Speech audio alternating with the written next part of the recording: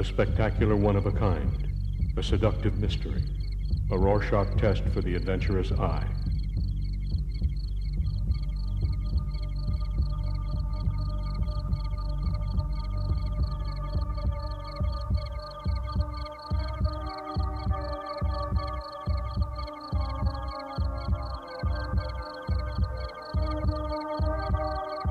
A remarkable achievement which draws together the stories of epic literature, the boundaries of poetry and experimental film, and breaks all molds, furnishing celluloid with new possibilities.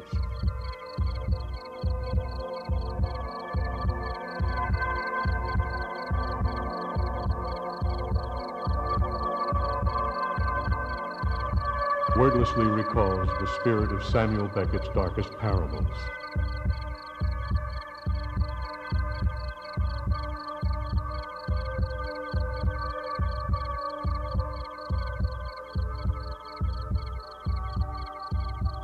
These visions of suffering give way to equally impassioned images of rebirth.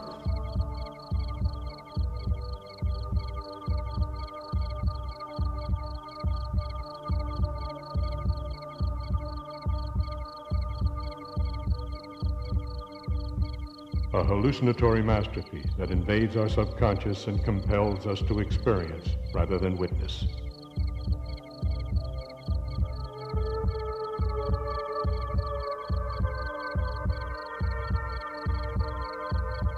A cinematic force that bears further observation.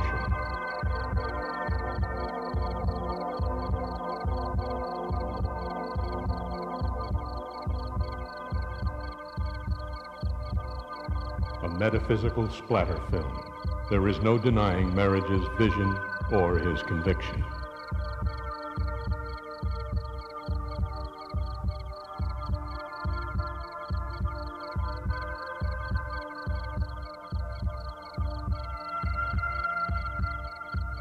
Startling, grotesque, and revolutionary.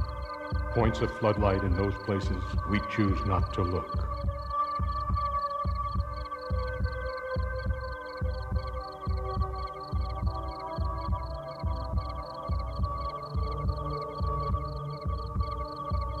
Brilliant, unbearable, and unforgettable. An extraordinarily original accomplishment.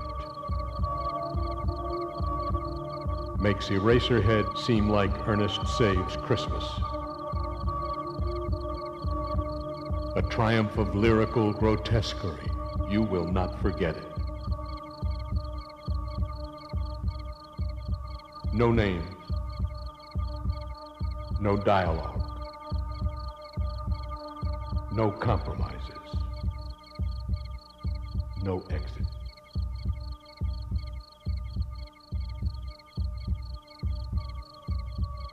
Nobody will get through Begotten without being marked.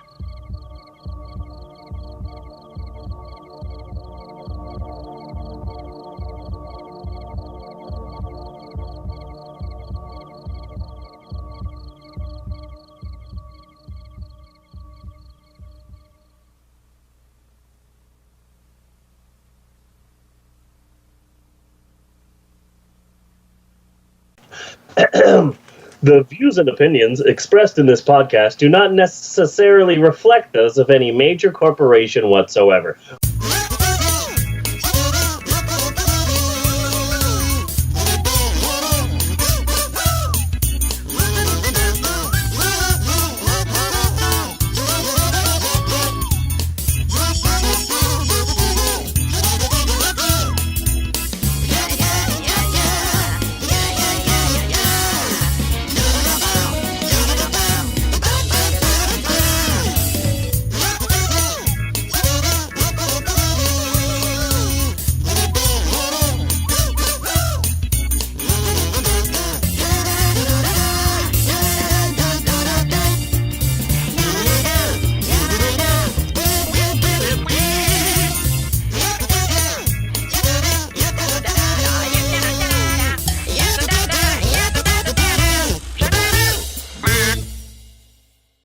Welcome to the Pope on Film. I am Bunny Williams, and with me is Reverend Steve. I'm the founder of the Church of Ed Wood. writer, father, podcaster, storyteller, raconteur, man about town. I'm a lover, not a fighter. I am B-Rock, and with me is a random assortment of various family members, including but not limited to. You said you wanted to say your name. Go ahead and say your name. Maxwell. Maxwell. There you go. Okay. Maxwell. Stop rolling around the bed. This is a very expensive bed that Mommy had to have. Okay. So it's not a playground. Okay? All right. Hi, everybody. How's everybody doing today? Good. Good. Good. Great. Just FYI, beginning of this episode, this isn't the longest episode in the world. I've had a bit of a rough week. Something really sad and devastating happened to me this week. It really hurt. It was sad, and I don't know how I'm going to be able to continue. I am talking, of course, about the release of the new Star Wars trailer. Yes. Really depressing. It's sad to see what the Disney Corporation is doing. The thing that upsets me the most is that I saw the first 3 Star Wars movies, and they were good. And then I saw, then they made prequels, and then I said, okay, I'll see these 2. And then I said, okay, I have seen all of them. I am done. Yes. I have seen all of the films. I am done with this series of movies. And now it upsets me because, like, they're never going to stop now. No. They will never be done. They will just keep making these over and over again. And so, like, you'll die, Bunny, Mm-hmm. and they'll still be making Star Wars movies. And then I will die, and they'll still be making freaking Star Wars movies. And it upsets me, because I was done. I had seen all of them. And it just upsets me now that they just dusted off this finished, completed series of films and said, okay, we'll just make gritty, expensive, shiny reboots of these until the apocalypse. Yes. That's upsetting to me. It's really upsetting to me. Yes, Maxwell! What? Oh, a special guest? That's amazing. We're only like 4 minutes into this, and already you're interrupting with a special guest. That's great. I'm really excited about that. Who's the special guest? Maxwell? The special guest is Creepy.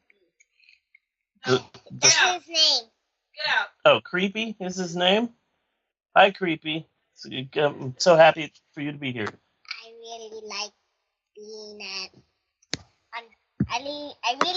He really likes to call on people. So get out here. Yeah. Yeah, Creepy. So, yeah, my mother-in-law died this week. I haven't been eating the most, and I haven't been eating the best. We're all taking it different ways. Eleanor has not stopped smoking. Yeah.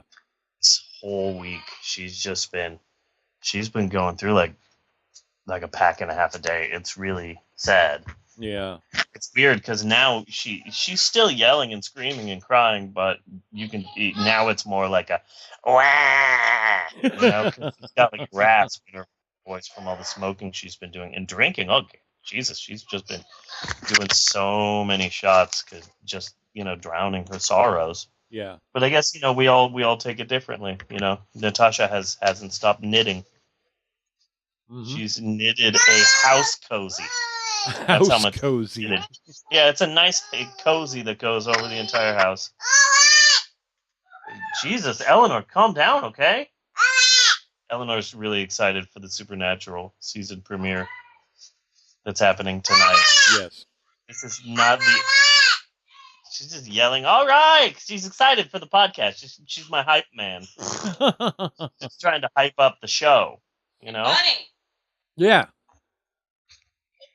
my mom died. I heard. I'm very sorry about that. I'm very sorry about it too. How you It's doing? hard. Hang in there. Yeah. I'm good. That's good. You have Supernatural tonight to look forward I to. am so excited about Supernatural. There you go. There you go. Yeah. I am so sad. Yeah, too bad Castiel's dead and won't ever be coming back. Yeah. Yeah. I'm Too bad about so that. excited. No, I'm really mad that Crowley is So dead. excited. Shut up. I'm really mad that Crowley's dead.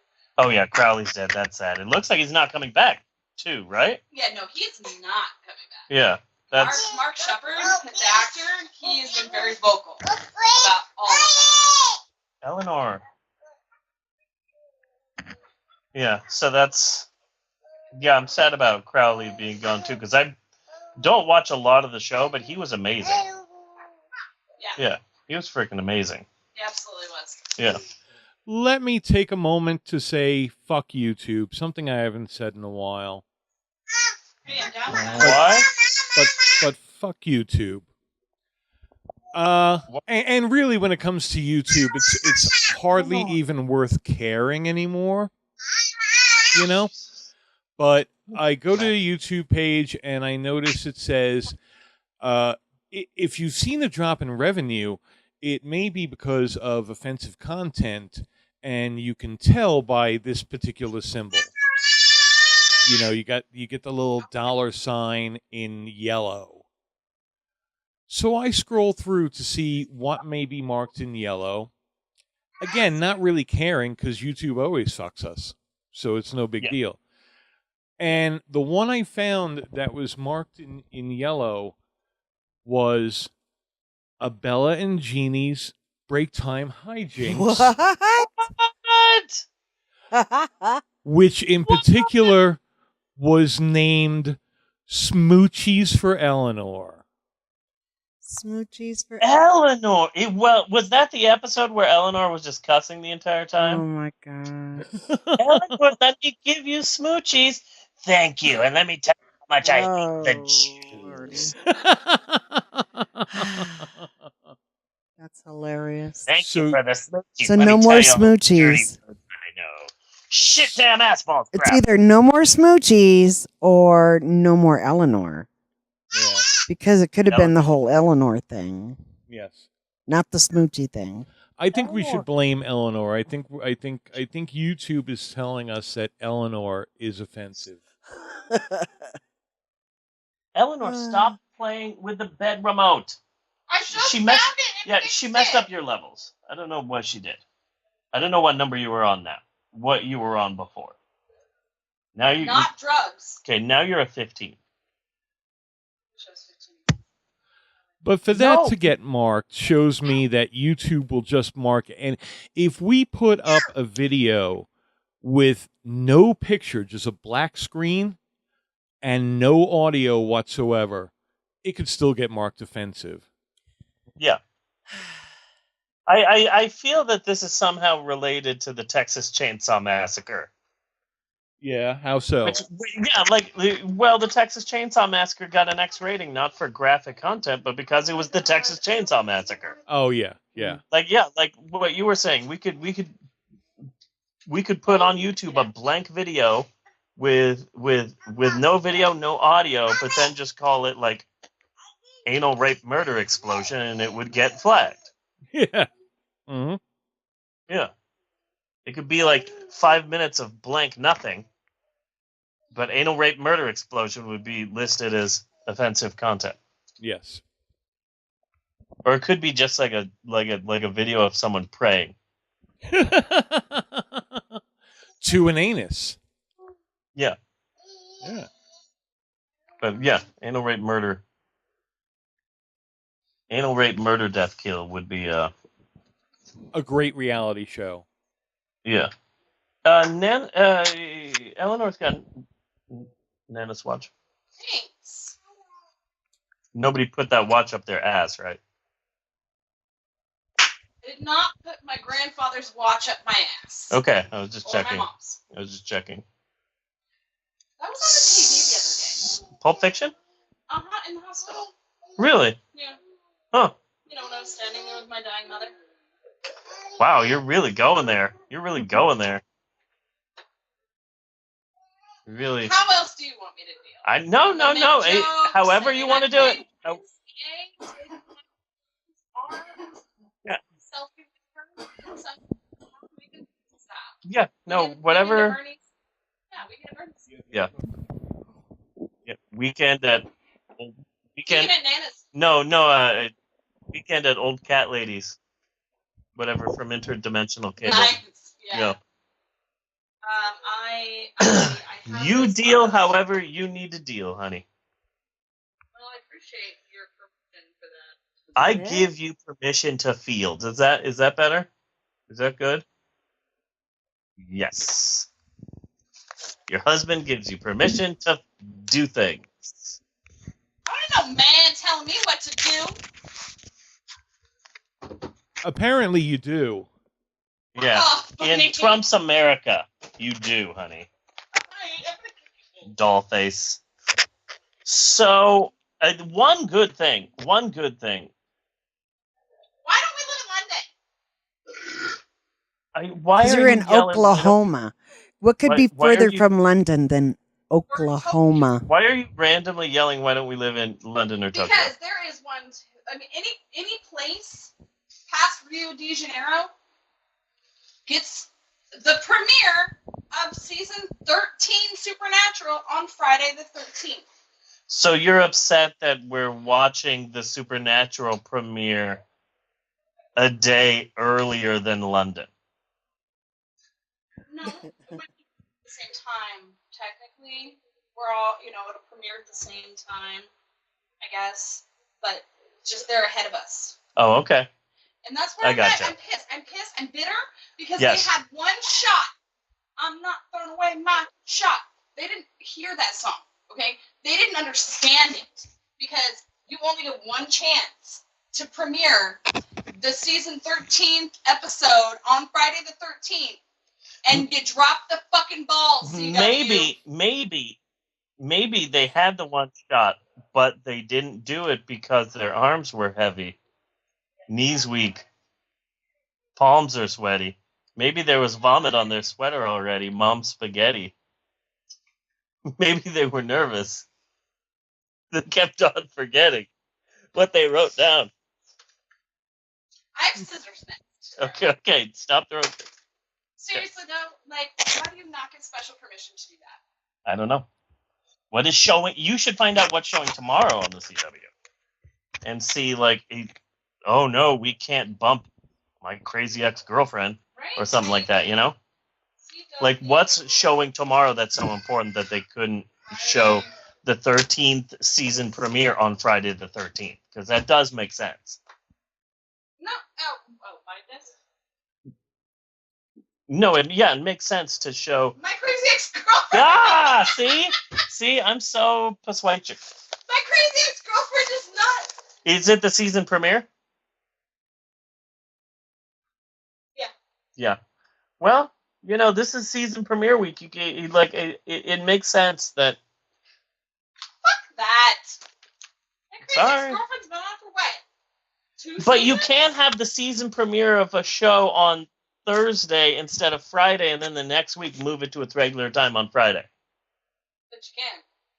I mean, you can if Do you the want fucking people to network. not watch the show.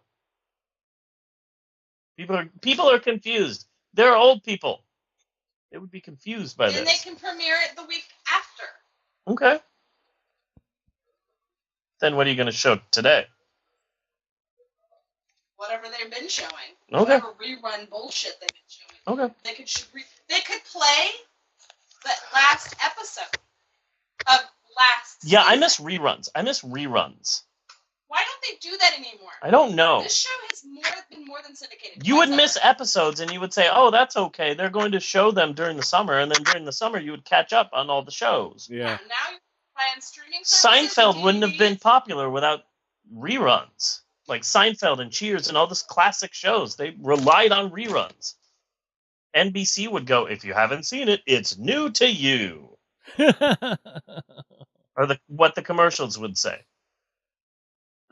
And yeah, shows you didn't see when they first came out. You'd give them a chance in the summer, and then you'd be excited to see them when they premiered. Miss that shit.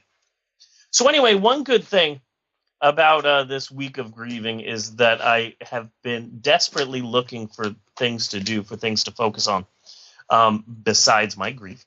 So Yes. I have written a great episode of the podcast. Okay. It's a strong episode. It is strong. It is fierce. It is sharp. I'm quite proud of it. Maxwell, you can stop hiding. Stop hiding. Okay? I see told you him to there. get out. Yeah. That's why he was hiding.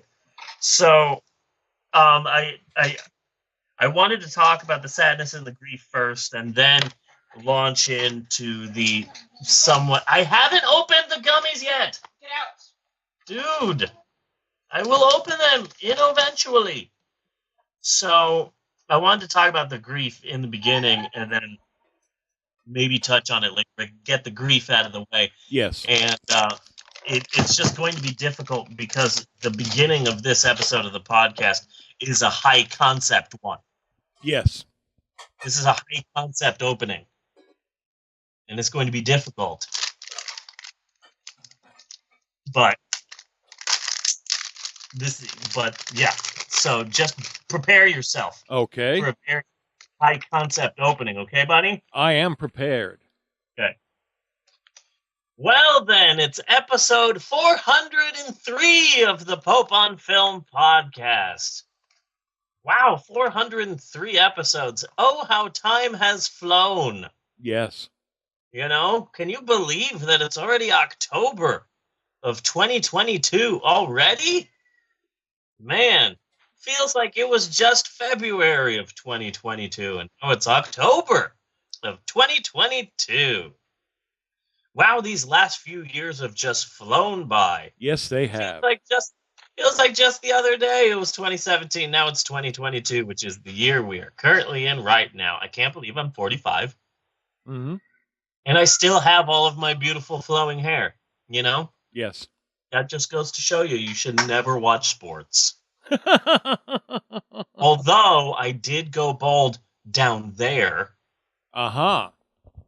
But hey, thank God they make Dick Rogaine now, you know? Yes. So... I'm actually braiding his hair on a weekly basis down there now. Yeah, she's braiding my penis hair, so... It's funny because it looks like it's got two little arms hanging down. Yeah. Yeah.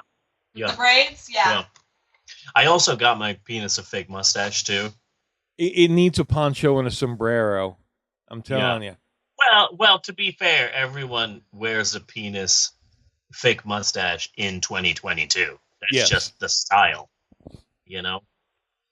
Speaking of 2022, which again is the current year in which we all live in, let's talk about life in the year 2022. The presidency is, of course, held by... I'm just kidding. We don't have a presidency anymore. We don't need it. All hail Emperor Trump. I've said it so many times.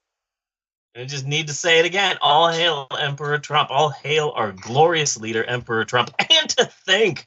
way back when, our podcast would actually criticize our glorious leader. Wow. Wow, yeah. How naive and ignorant were we then?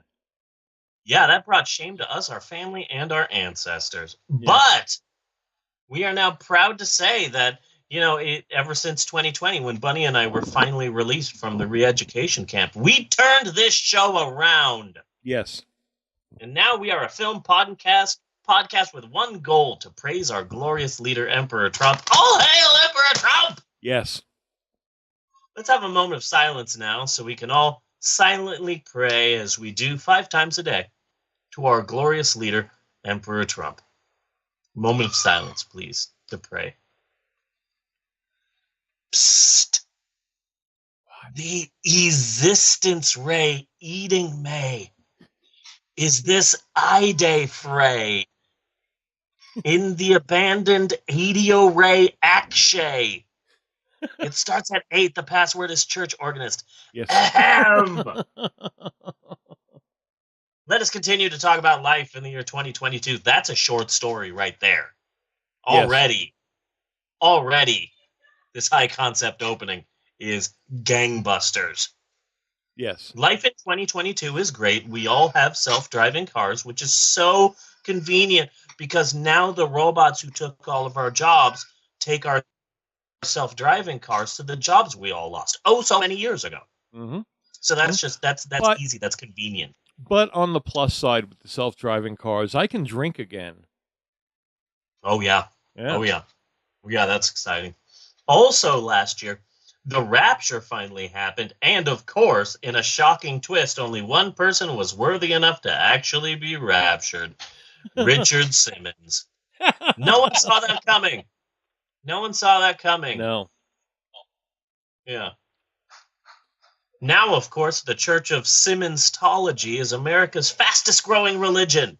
Mm-hmm. There are Simmonsologists everywhere, Yes. trying to get people to sweat to the oldies, which is Sweat like the their sin life now. out. Yeah. Sweat the sin out to the oldies. Uh-huh. Yeah. And of course, let's talk about my family. Oh, so much has happened to my family.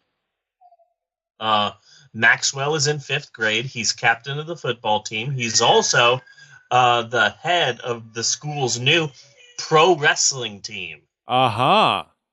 He's always practicing at home, like we're sitting there and we're eating dinner. Suddenly you get hit by a chair. Yeah.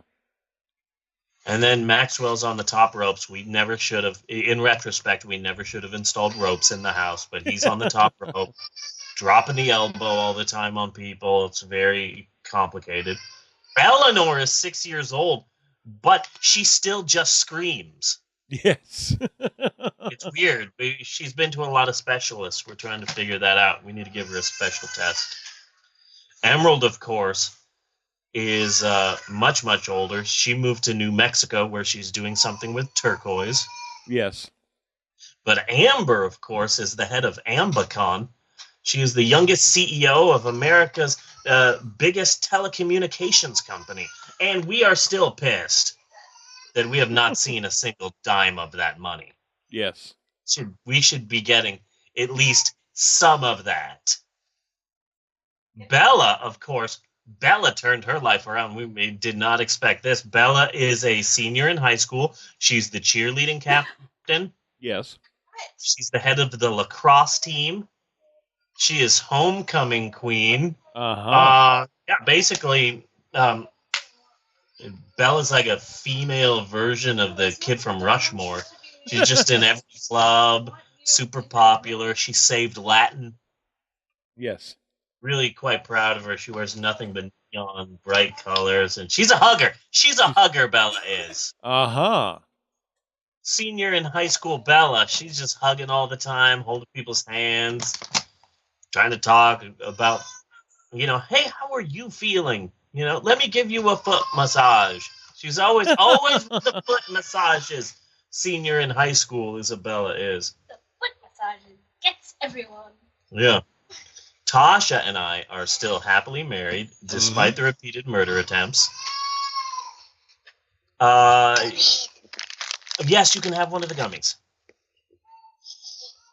Despite the repeated, cutting my brake line, Yeah. rat poisoning in my food, we're still happily married. Of course, we were the subject of numerous tabloids when 2 years ago she tried to take me to court to divorce me.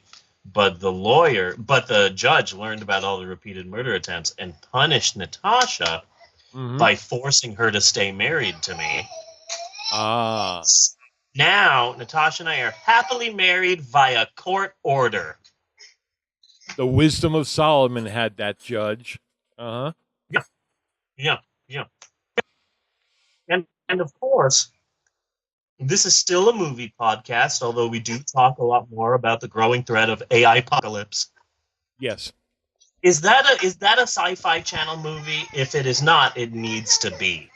AI apocalypse. I'm assuming that movie already exists. I wouldn't bet that it doesn't. Yeah. Yeah. It just sounds like it does. So let's talk about movies. 2022 has been a huge year for movies. Everyone is still blown away by the big movie of the summer, Power Rangers 6. Yes. Wow, who would have thought that the Power Rangers movie would quickly become the biggest movie series of all time? Never would have predicted it. And who knew that Michael Bay would ever be able to top Transformers? Oh, yeah. Yeah. Who no one thought that Michael Bay would top the Oscar award-winning Best Picture Transformers 8. Yes. No one thought that. No one. So yeah. Wow, that was an amazing film. Ben Kingsley was incredible in that. He was. Yeah. And he deserved the Oscar nod. It's a shame that he lost. Yeah. You know. Then close behind Power Rangers 6 is Marvel Studios' first film in their Phase 9 series of movies, Great Lakes Avengers, starring Owen Wilson as Flatman. Yes. But it's good to see Brendan Fraser again. Oh, yes. Everyone loves Flatman now. That's what's going as Flatman for Halloween. Everybody's going as Flatman. Yeah. And of course, the biggest movie news of 2022, which again is totally the year in which we live in right now, is the Star Wars series. And to think, way back when, some people actually thought that it might be a mistake for Disney to spend the rest of Infinity making a gritty Star Wars movie one year, then a gritty spin-off the next, and then repeating that over and over and over again ad nauseum into infinity, because that logic dictates that eventually you will oversaturate America with boring, gritty, shiny Star Wars spin-offs. Well, those people were entirely wrong, because this year's fourth Star Wars spinoff was amazing. Let me tell you, Jar Jar Binks and Admiral Akbar remaking Midnight Run in space, it shouldn't have worked, but it did. It beautifully. Amazing film. And Bella's already making a sandwich. You are 90% bread. You need to get a job so you can start buying bread for us. That's how much bread you eat. Okay, maybe not eat all the gummies. Seriously. Okay? Slow it down on the gummies. All right, Maxwell? Great, Maxwell, because we're in the future. And I cannot wait for Star Wars Episode 11 next year. No. What beloved Star Wars character will they kill this time? Mm-hmm. Very excited. Well, that's it from 2022. I would talk more about it, but it's a Thursday, so of course I'm expecting every city's weekly earthquake slash tornado slash hailstorm slash hurricane attack. Thanks, Al Gore. And scene. Thank you. Eleanor's crying because she is moved so much by my amazing story. What was that turquoise line from? It's from the first interdimensional cable. Okay. Summer leaves. Where are you gonna go? I don't know. I'll move to New Mexico and I don't know, do something with turquoise. Yeah, I knew it sounded familiar, and I couldn't. I thought Rick and Morty because that was like probably the only comedy I've seen. Yeah. Yeah. But for Yeah. some reason, I was picturing her live action. Oh, yeah, that's weird. But yeah, that's what Emerald's doing. She's moving to New Mexico and doing something with turquoise. Yes. Now, before we continue with the podcast, we are proud to announce our brand new sponsor. Yes. And this is a big name sponsor, It's too. exciting news. Even bigger than our former sponsor, Black Dress Warehouse. This is a big sponsor. We happen to nab EA Sports. Mm-hmm. EA Sports is now sponsoring the podcast because, of course, we talk about sports so much. Yes. That EA Sports was happy to sponsor us. In fact, we have a commercial here for EA Sports that we're very excited to play.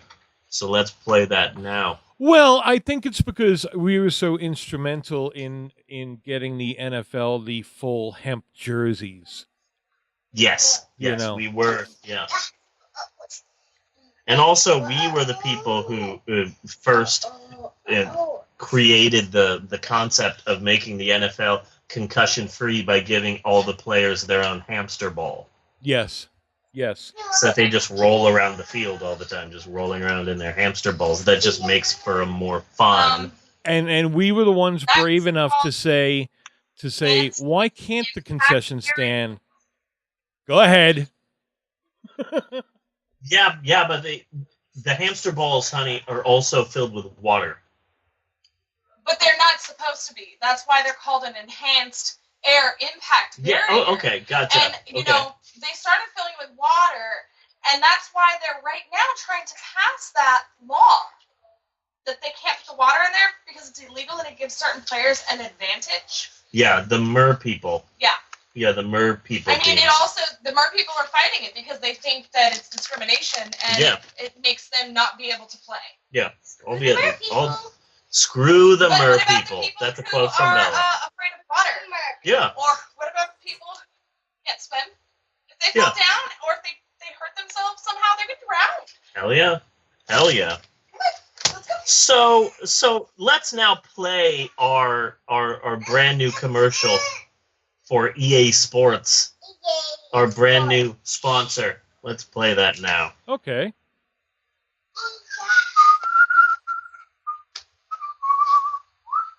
Honey, is that the theme to our brand new commercial for EA Sports? No? I was just listening. Okay. Just checking. I'm I'm trying. Don't sing an actual song. Jeez, I wasn't, sir.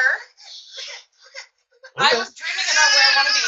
Dude, there's a boy right there. What if they open? Then I guess he's gonna shoot me in my skivvies. Okay. Don't open the Skivvies. door. Skivvies. That's a great word. Skivvies. And there's a baby crying.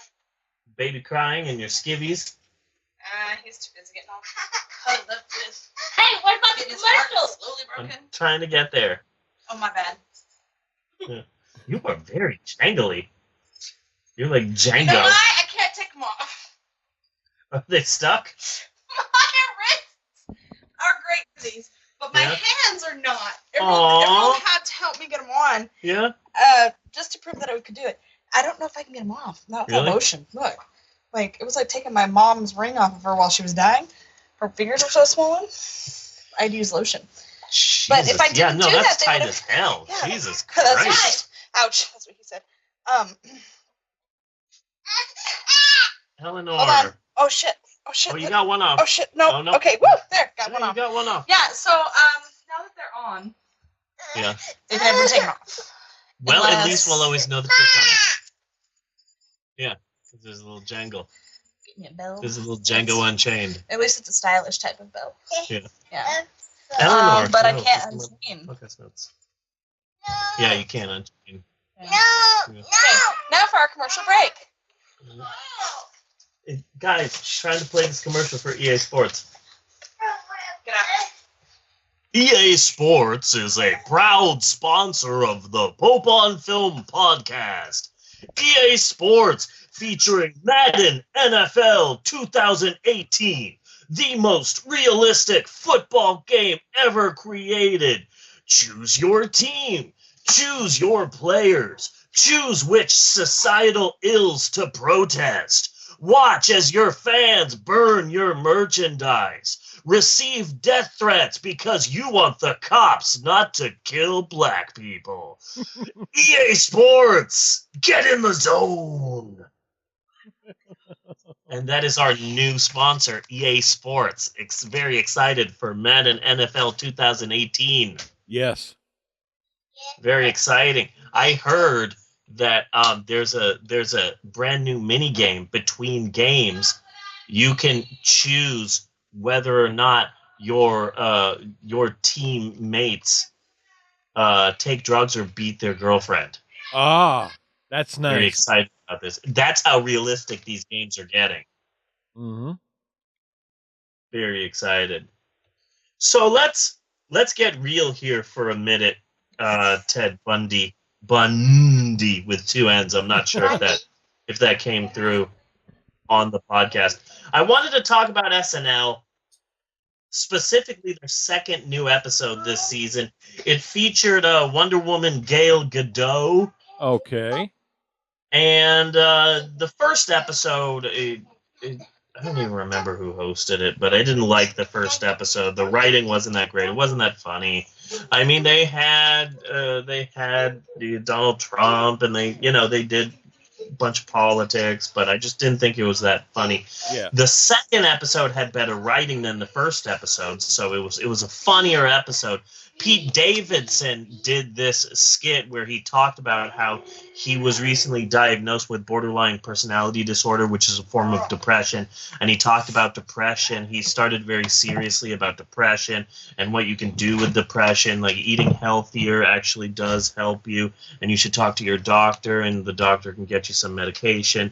Or another thing that helps is that maybe if you're a member of a late night comedy show, maybe it might help your depression if they used your sketches more.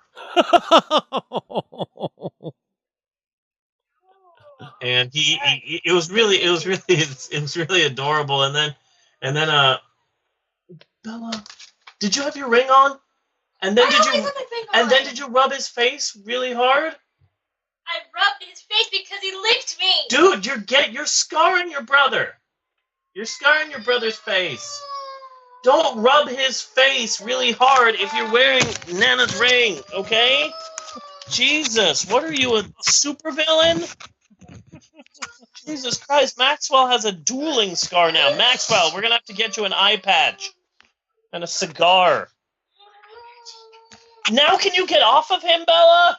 What the hell? Seriously. Guys, I'm trying to record the podcast. But anyway, I thought that the second episode of Saturday Night Live was a funnier episode of Saturday Night Live, but Gal Gadot just, she sucked, and Okay. it's not her fault. She doesn't speak English as her first language. She is from another country, and English isn't her first language, and so she had a hard time. She had a hard time with the skits, and she's just one of those hosts who literally spent 98% of the episode just looking directly at the cue cards and just reading it and having a hard time reading it. And it was difficult, like Nancy Kerrigan level. Really? Okay. Nancy Kerrigan also spent 98% of the episode just looking at a cue card and reading. So and here's the thing that surprised me. You can really tell that English is not her first language and that she wasn't born in America, because every time she mentioned the musical guest for that week, it looked like it hurt her to say the name. Yeah, okay. And it was a regular old name, a regular American name, a good down-home American name. But she's not from America, and it just hurt her. It looked like it physically hurt her. Like What it was the really name? pained her to see this name. So she's there. Stick around. We have a good show. Sam Smith is here. So stick around. We'll be right back. And then you get to the first musical number. Ladies and gentlemen, Sam Smith. Like it hurt her. I'm like, Jesus Christ, like you're gonna pull a muscle saying that name. Gal Gadot. Jesus Christ, like tone it down a little bit. Once again, Sam Smith. So that was hilarious. That really that cheered me up That's good. to see Wonder Woman in pain. That was nice. Well then, Bun Centennial, before we take a break and move on to our regular segments and our maybe art film this week, yeah, this movie was difficult, but like, we'll get to it. We'll fucking get to it. I wanted to sit backwards on my folding chair. Okay. And get real with you guys, if I may, with an unscripted, free-form discussion regarding a topic that you may or may not be familiar with, or at least you are way more familiar with this topic than me. I'm, of course, talking about pot, Okay. reefers, Mary Jane, won't back down, Doobies. running down a dream, It specifically says here in parentheses, make a Tom Petty noise. So that's as close. That's also a Bob Dylan noise, but there's a thin line between Yes. the two. Well, Tom not a Petty thin was line. definitely the upgrade. Yeah. Like there's not a thin line between the two. There's a paper Japanese wall between the two. Joints, weed, grass, dope, herbal matumbo, chronic Kermit. I made up those last two, but I still stand by them because I think that they would work. They would. Cannabis, the devil's cabbage, marijuana cigarettes. Okay, I'm done with the nicknames. Oh, wait, no, I'm not. Acapulco Gold, Puerto Rico Silver, Tucson Participation Ribbon, Giggling Grass, Chronic Tupperware, Green Burritos, Snoop Dogg Sweat, marijuana! Yes. So I've been thinking about marijuana lately.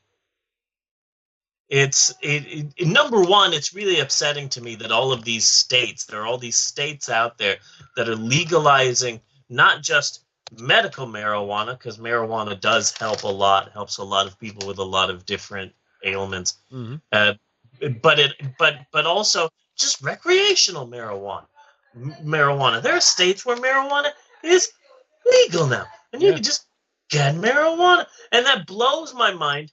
But primarily because right now I live in Oklahoma, and Oklahoma legalized tattoo parlors in 2007. In 2005, it was illegal to own a tattoo parlor. So this state is way, way far away from legalizing marijuana. Yes. So freaking far. So far away. This will definitely be the last state. I would not be surprised. For anything, let alone marijuana. Let alone marijuana. So it just blows my mind that marijuana is legal. But then they're not going to stay the last state long. They will be the last state, but that'll end quickly as Oklahoma gets a contact buzz from all the states surrounding it. All the other states, yeah, all the other states. But then there's the thing that we've got this weird, bizarre Christian puppet in the government who is just, I don't care what people say. I don't care what these scientists might say. I don't care what these smart people might say. You smoke marijuana once and suddenly you're getting ass raped by the devil. As if that's a bad thing. Happened to me. So marijuana is legal and illegal. Mm-hmm. And that even if your state has legalized marijuana, government agents can still come and arrest you for marijuana, which is legal. Mm-hmm. Yes. They can drug test you for your job, and if you test positive for pot, they can fire you. Mm-hmm. Despite the fact that in your state it's legal. Yes. That blows my mind. It absolutely blows my mind. But then I was talking with someone. It was Destiny. It was Destiny. And Destiny was talking about how she just does not smoke pot. She does not do it. And then I'm like, I don't do it either. But it's not because like I don't believe in it, because I think marijuana is a really good thing, and there are things that are legal that are worse than marijuana. Yeah. Like, there are legal prescription pain medications out there that are more dangerous than a naturally growing plant, for shit's sake. Mm-hmm.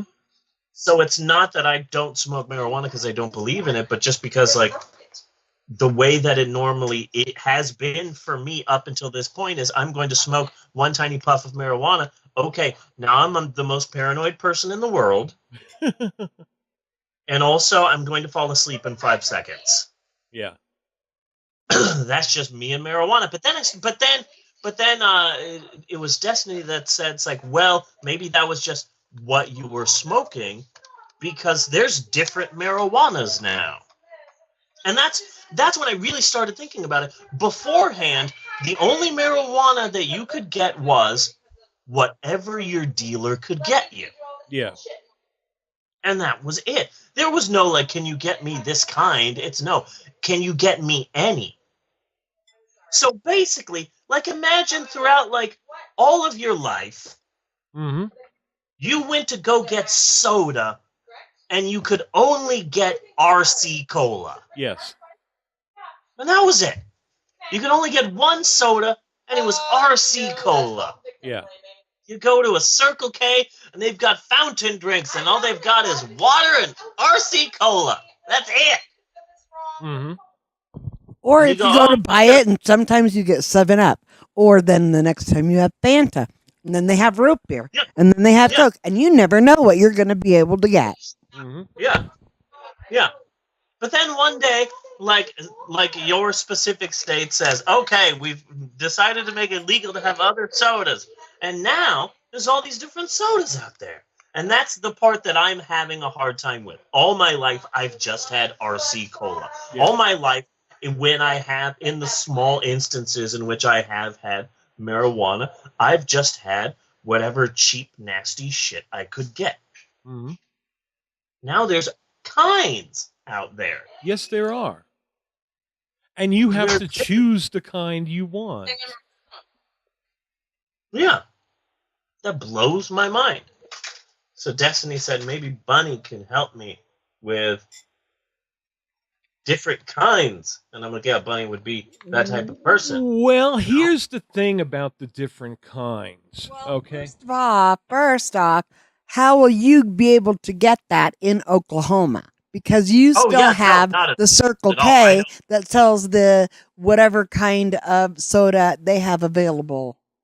You know? Oh yeah, You no, can't I'm not talking about getting order.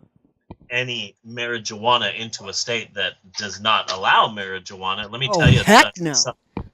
Oh, hell no. Oh, hell no. Yes, Maxwell. Yes, Maxwell. That's what I found. What did you find? The remote?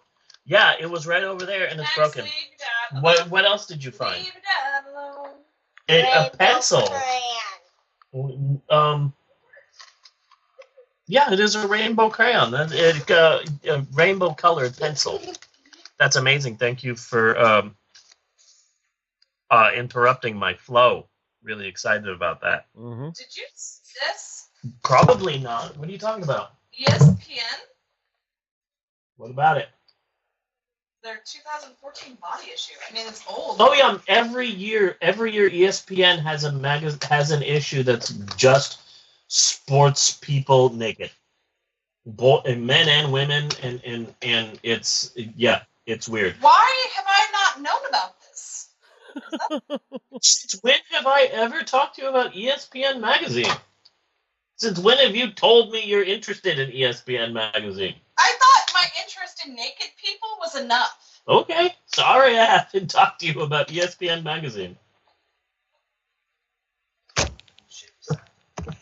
I'm super sorry.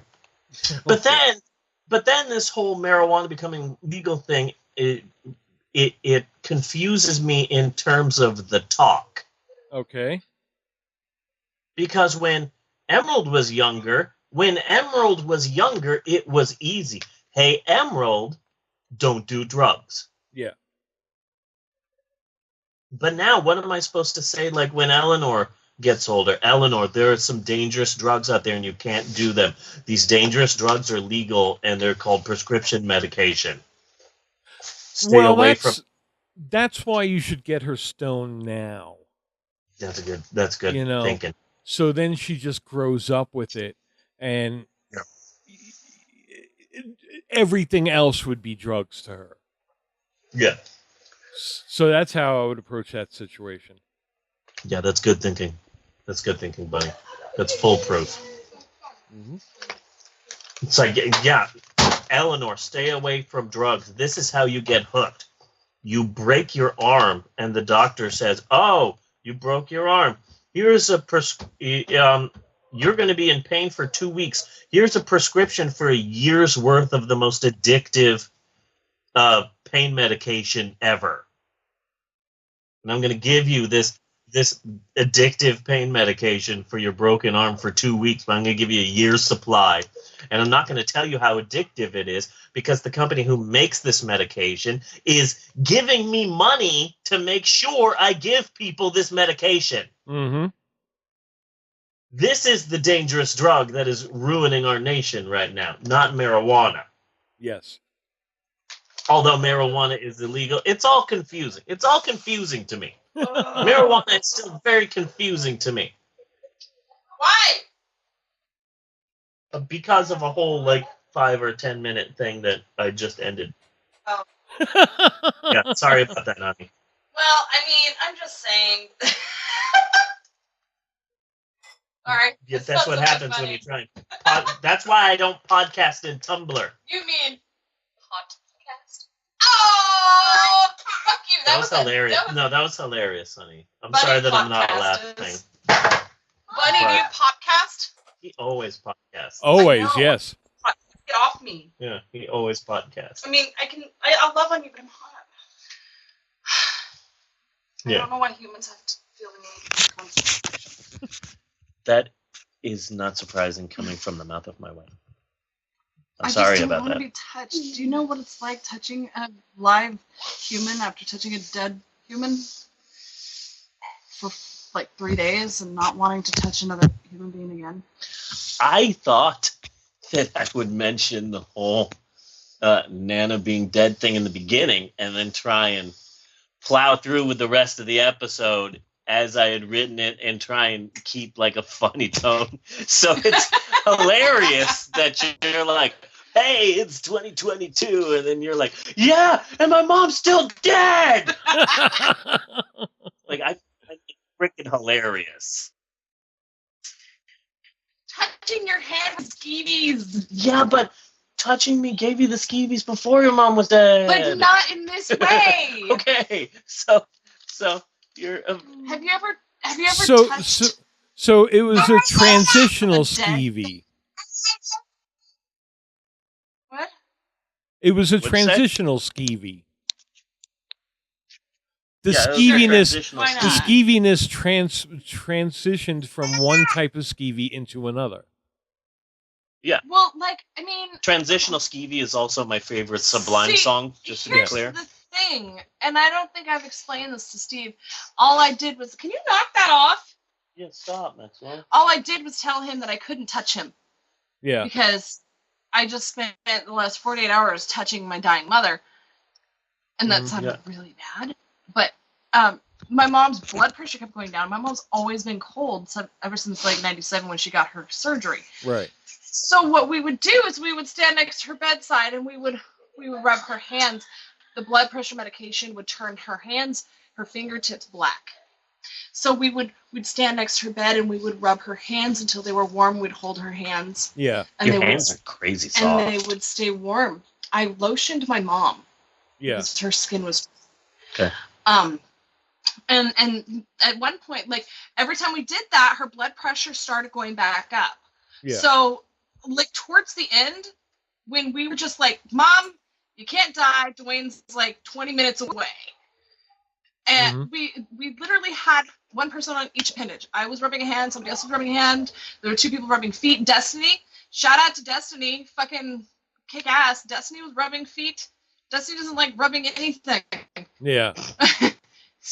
I'm sorry, but I mean, it was really creeping Destiny out, but she still did it for my mom. Yeah. And so That's I awesome. spent a lot of time doing that, and so you can understand. Yeah. Why, I don't want to touch another human for a while. Yeah. I understand that. I was just trying to say that you didn't want anybody touching you even before any of this. No, I happened. don't want you touching me. Now I don't want to touch you. Okay, so now that's just even better. No, you can touch me. Just Okay. carefully. Okay. And only with permission, and ask me. See this? I'll put it in writing if I ever want to Dude, there's no lack of consent touch there. the arch of your back. I'll get something notarized. Mom's watch is not working. I have 15 minutes. I gotta go. I sit was down. going to say like a joke there, but I decided to save it to Well- hold it inside. I think Steve should hold a handful of ice cubes and then come up behind Natasha and just put your hand on her shoulder. I already have some pretty skeletal hands. I can put some white makeup on it. I can white hand it, see, like white buddy, face, but here's with the my hands. problem with that. Yeah. Have Steve do that. If I don't know he's coming, he's gonna get kicked. No, I'm serious. Like you, if somebody scares me, I kick them. Ask Emerald. Emerald Yeah. knows. Emerald's been kicked before in the. Yeah, the but stomach, she's in so the white, chest. you think she's a ghost. No, you know what I want to do? I Drink? told my dad this. Oh. What? No, I decided I don't want to talk about this anymore. No, you started this. No, I know. What were you going to say you wanted to do? I already told you what I wanted to do. On the podcast, though. But I have 15 minutes to get ready for my Supernatural premiere. And Okay. I'm making dinner. Okay. Maybe after I've had a couple more beers during commercial break, I'll come back and tell you what I want to do. Okay.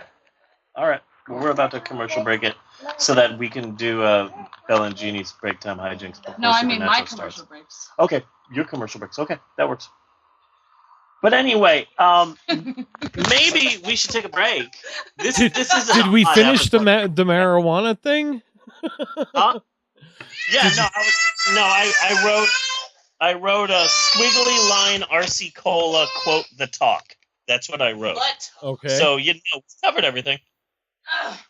I don't think I had a chance to talk. No, you didn't have to. Sorry, Natasha cut a lot of the time. She's coping with things.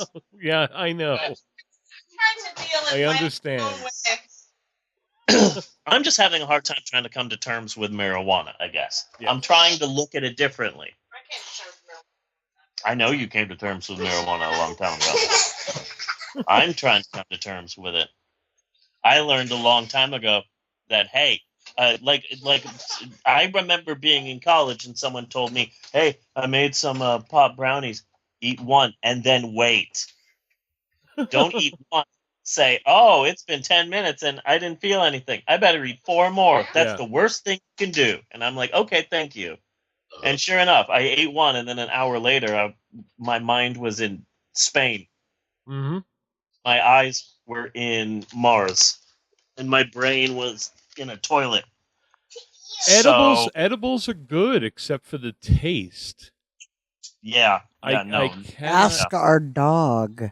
Oh God, the dog. The dog. So I try to get edibles that best mask the taste, which is like fucking possible. Next time I'm gonna get gummies because I could just swallow a gummy. Yeah, without chewing it. Ooh, they make gummy pot. That's great. I love gummies. So yeah, edibles take a really long time to come on, like about 45 minutes to an hour to come on. But they come on a lot stronger and last a lot longer. So you're high for a longer period of time. But I had gotten some edibles and was it the chocolate one? Yeah, it was chocolate. Anyway, so you would get a little chocolate bar. It's about the size of a matchbox. Anyhow, the point is, he left him on the coffee table. We went out. We went to work and come back, and the dog ate it. The dog ate the pot. Crazy. I think I remember that. Weren't we doing the podcast when the dog did that? I don't know. I don't. It was like 2 think years so. ago. Would have been 2 years ago at I least. think I remember that story.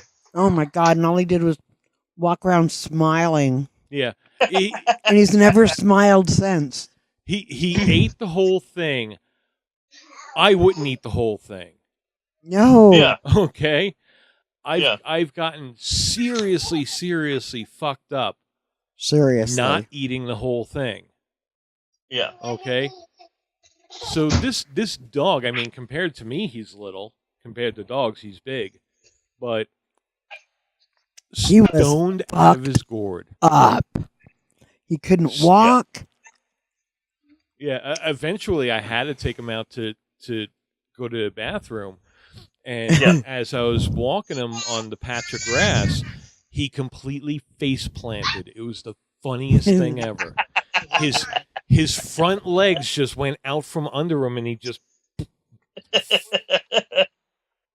But he was all right. But you know what? What? That was not too long after we got him. Yeah. So that might be why he's so fucking stupid. Not take your dog out. Maybe. So maybe we should take a break because want to do things before freaking Supernatural, which is like the blood that runs this freaking house. Yeah. So maybe we should take a break. Should we take a break?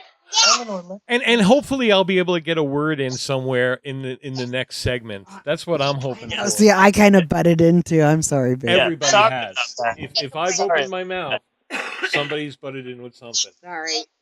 Sorry. Even Let's Maxwell. take a break. Okay.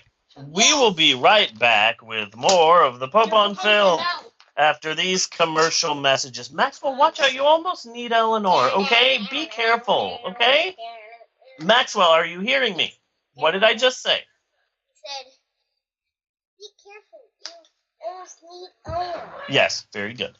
Do do do do do do do do do do do do do do do do do do do do.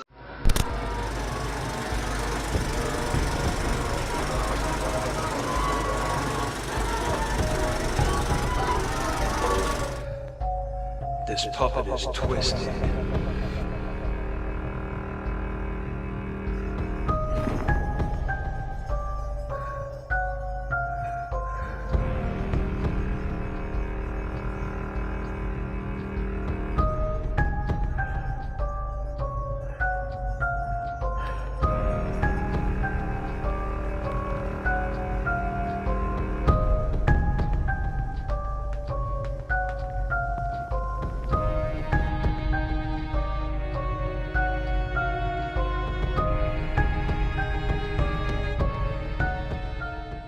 What if she just picked up one without looking at the name, and the name was like Foggy London? During Backstage Party, Walt Disney shared with you a few selected scenes from his first big musical motion picture, Babes in Toyland. Every sparkling moment an exciting new entertainment treat. Starring Ray Bolger, Tommy Sands, and Annette, and Ed Wynn. Don't miss Babes in Toyland, coming at Christmas time to a theater near you. Produced in association with the NBC Television Network. And we're back with more of the Pope on Film. Well then, my spicy hot dog bun. Yes. Let's talk about books. You see, people always say, hey, Steve, how do you do it? To which I say, thanks, meth. People also say, hey, write what you know. And what I know is that I have been a loyal, lackadaisical employee at my local bookstore for 17 years now. Yes. It is not almost 17 years. It is 17 years now. It's October, so boom, now it's 17 years. Happy birthday to my never getting another job. Happy birthday to my never getting another job. Happy birthday to realizing that I've been at my job for a really long time and just kind of sticking with it because I don't know what else I would do. Happy birthday to my lack of ever getting another job, and as such, I really do have my fingers on the pulse of the book world, and I am here to rub my fingers all over your face, but not actually touch you. I'm not touching you. I'm not touching you. With this week's outstandingly unoutstanding episode of Notes from the bookstore. Accept no substitutes. Use only as directed. Consult a doctor or physician before listening to the podcast. Okay, you can accept a few substitutes. We'll allow a few. Another anniversary that we skipped over a little bit, but my birthday is always the anniversary of this podcast too. Yes. So we are into our 3rd year now. Yeah. Incredible. Third year of the Pope on Film. Year 3.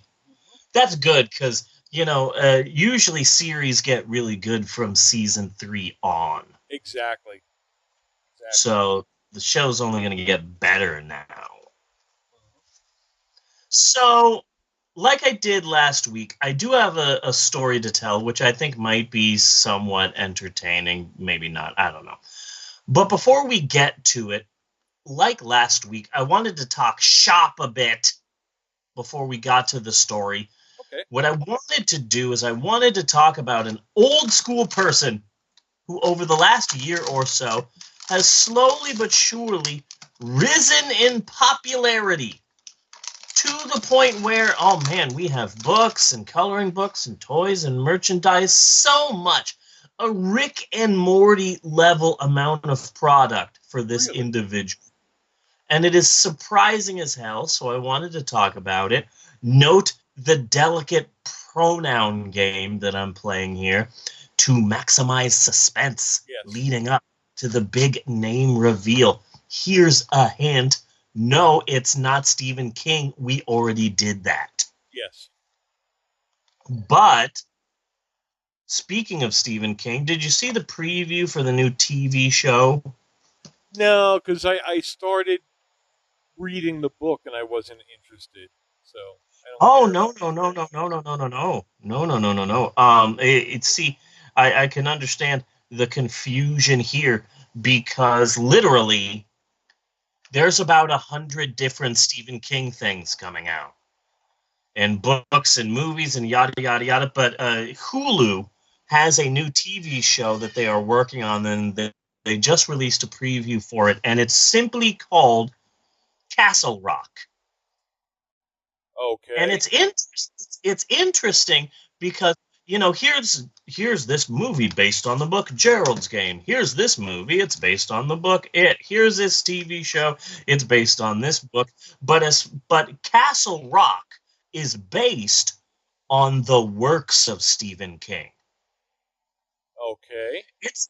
It's not based on any one book. It's basically the Marvel Cinematic Universe for Stephen King. Huh. And it's quite interesting, especially when you look at the preview, because you're looking at the preview and it's like, okay, I'm not sure what's going on here. Looks like some sort of mysterious death. Looks like some fires are breaking out. That could be like a Firestarter reference as far as I know. Maybe that's a Firestarter thing. I don't know. And then, who is that old woman? It's Sissy Spacek. There's a part of me that thinks that, okay, she might just be the old crazy woman who's hiding a secret. Yeah. But for all I know, maybe Carrie survived all the crazy shit. And now she's like, I'm acting just like my mom. Like maybe now Carrie is the crazy Christian lady who's going nuts, Yeah. And then they show like a dead body, and the dead body has all these Nazi tattoos, and I'm thinking, okay, that could be the apt pupil kid for all I know. Yeah. And then the preview ends with the most obvious one. Like maybe I'm reading into all of this, but then at the end you see a car slowly going into a lake or a river or something, and right before it disappears into the water, you see a bumper sticker for Shawshank Penitentiary. So this is basically just the Stephen King universe, all in one show. Sounds it, but he has always been a universe builder. Yeah. Oh yeah. Yeah, I saw some crazy ass chart once that literally there were lines connecting all of the different Stephen King books. Yeah. Oh, that would be nice to see. And it was this person was referenced in this book. and then that book was referenced here, and then it was all the references all in one big massive chart, and it looked fucking insane. Yeah. Yeah. So Castle Rock looks interesting. The preview's out there, but no, we're not talking about Stephen King. And for me, it was the movie The Shining that got me into Stephen King to begin with. Yeah. Because that movie was so fucking huge at the time. It's the movie that everybody's been talking about, much like it is now. Oh, yeah. You know? Oh, yeah. So, and that's immediately what I picked up on in his books, that he references his other books, and I always thought that was cool. Yeah. References his other books and the Ramones. Mm-hmm. Yeah. So, big reveal time. The person I'm talking about, let's mention the name. Move that bus! Is that still a thing? They don't do that anymore? Move that bus? Yeah, the extreme home makeover shows where they get some poor person and then they send them on a vacation while they completely redo their house, and they come back and now they've got this like 3-story mansion and they're all crying as they're going through their house. I think that was so. like a big ass deal, like what, 8-10 years ago. They don't do that anymore? Move that bus. I don't know. Huh. I know there are home flippers. Yeah. And pawn shop wars. And Yeah, other strange... television scares me. Yeah. I need my television filtered. Yeah. Huh, so... I wonder what happened to all those shows. Why did they stop doing them? Anyway, I'm talking about Bob freaking Ross. Bob Ross. Really? Happy little tree, Bob Ross. Proof that select whites can have afros, Bob Ross. The king of 80s PBS, Mr. Bob Ross. He is everywhere right now. Yes. And it's so weird. We've got the art of Bob Ross, and that's like a coffee table book. Yeah. We've got a biography about him, like the wit and wisdom of Bob Ross, and it's like a biography of his, and then some of his best quotes. We've got an adult coloring book. Remember when that was a thing, like a year ago when we first started Notes from the Bookstore?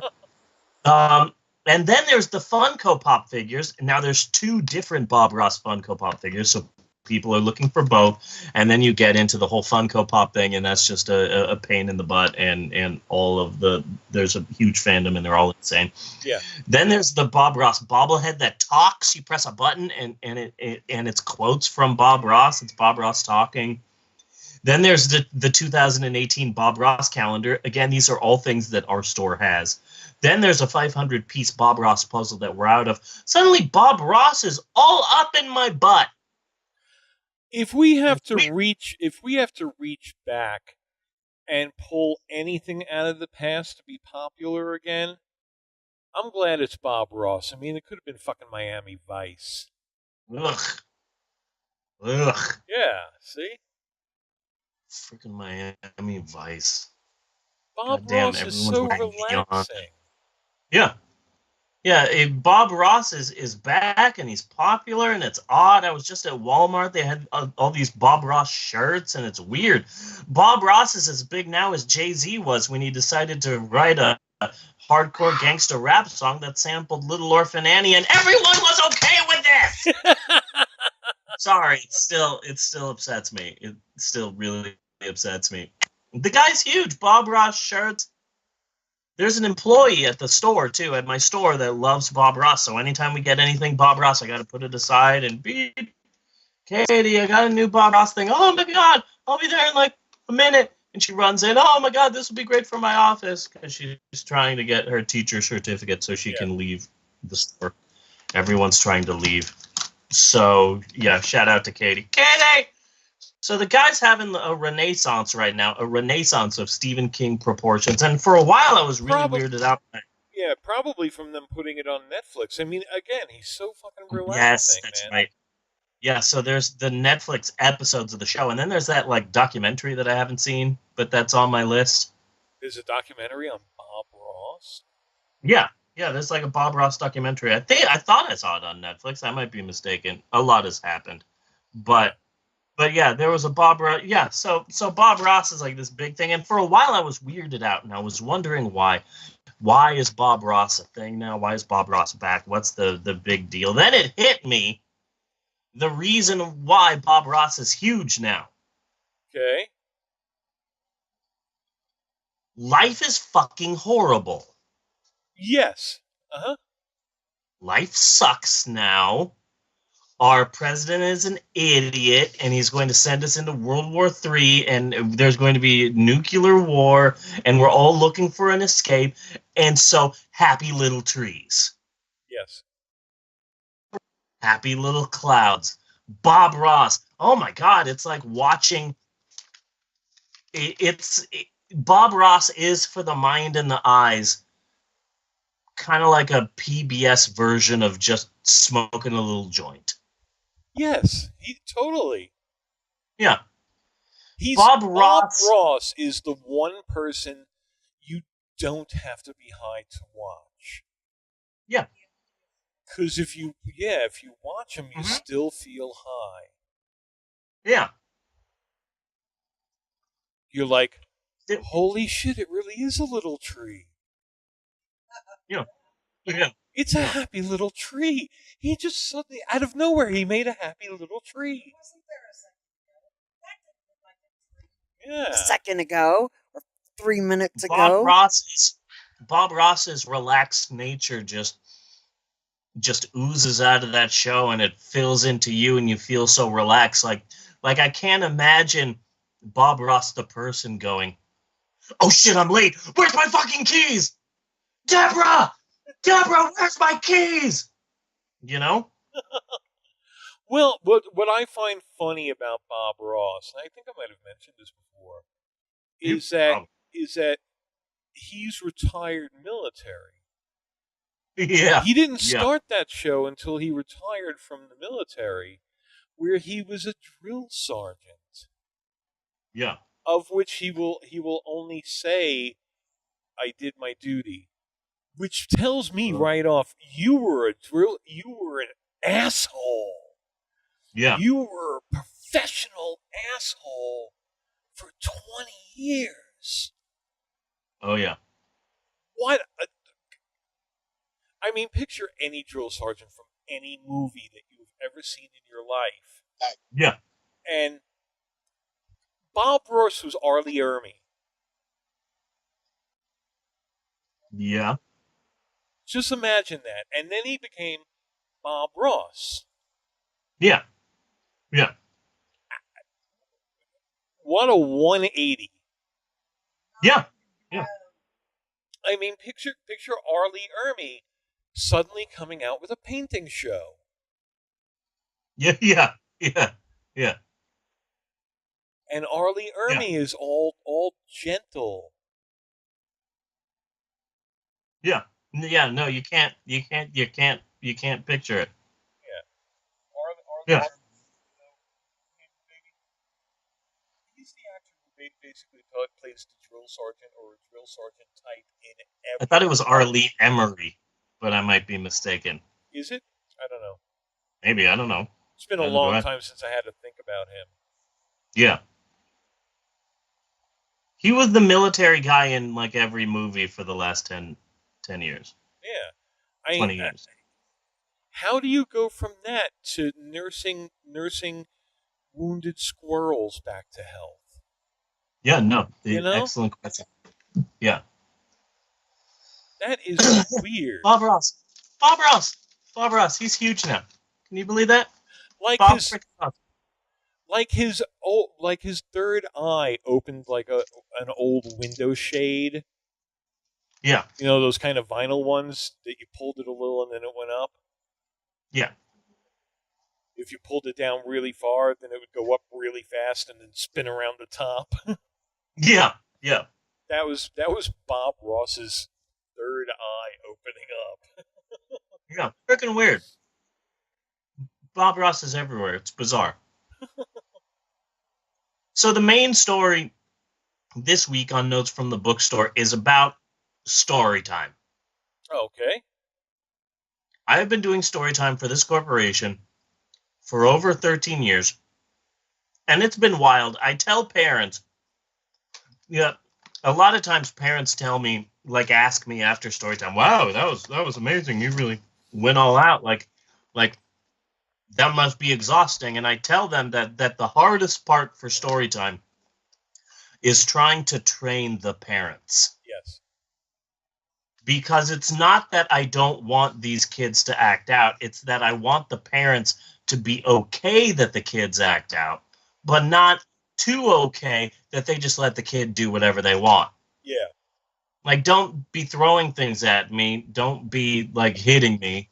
Don't be yelling every 5 frickin' seconds. But also, talk to me and interact with me. You can get up. You can come over here. You can talk to me. That's the best part of story time, is when I'm interacting with these kids and riffing on these kids. So I have to train the parents.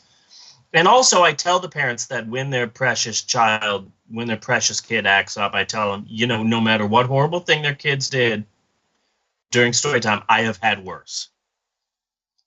I have had worse things happen during story time. I had one story time where all of the kids at story time dogpiled me at the end. Oh, God. They literally were chasing me, and then, like, I was running away from them throughout the entire children's department. And then finally I jumped onto the stage and they all just dove after me, and they, like, I had 30 kids on top of me. So, and then there was one kid who just was so surprised to have a storyteller that was messing up and being silly. So the little hyperactive ADD kid is just, hey, Mr. Steve, you kept messing up. And I'm like, yeah, I kept messing up. You know, I have just so many kids. It's just, I get confused. Yeah, you're really stupid, aren't you, Mr. Steve? And I'm like, yeah, sure, I guess, if that's what you got out of it.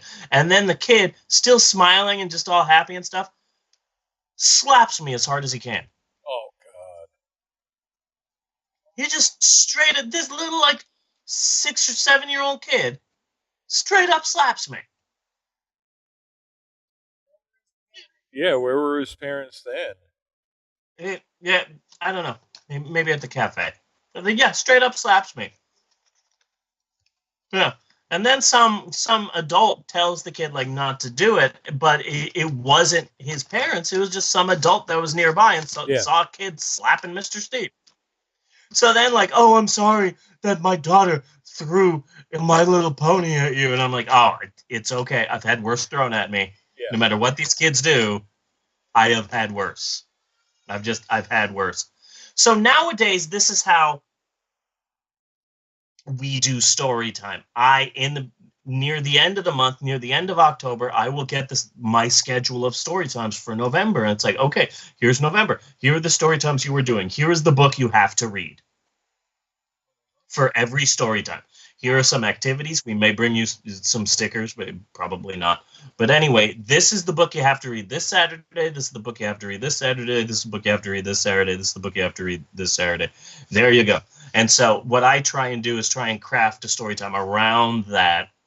I'm really having a hard time this Saturday with this next story time because it's a book about never giving up. And when I first read it, it gave me the feels because it really does seem to be a book about dealing with post-traumatic stress disorder. Yeah. Because the book's about Humpty Dumpty, and Humpty Dumpty is like a bird watcher, and he's really successful, and he likes to climb up to the top of the wall and look for birds, and brings a lunch and binoculars, and he makes a day of it. And one day he fell, and the people at All the King's Hospital put me back together again, and now I'm better, but now I'm scared, and now I won't get up on a ladder, and now I'm worried, and now I'm frightened, and sometimes I try not to leave my house, but I try to be brave, and I need to try again. And it's a really sweet story, but it gave me the feels because dude, I've been in a robbery, I've been there. So even before my mother-in-law died, I thought to myself, I might have a hard time emotionally reading this story at story time. Yeah.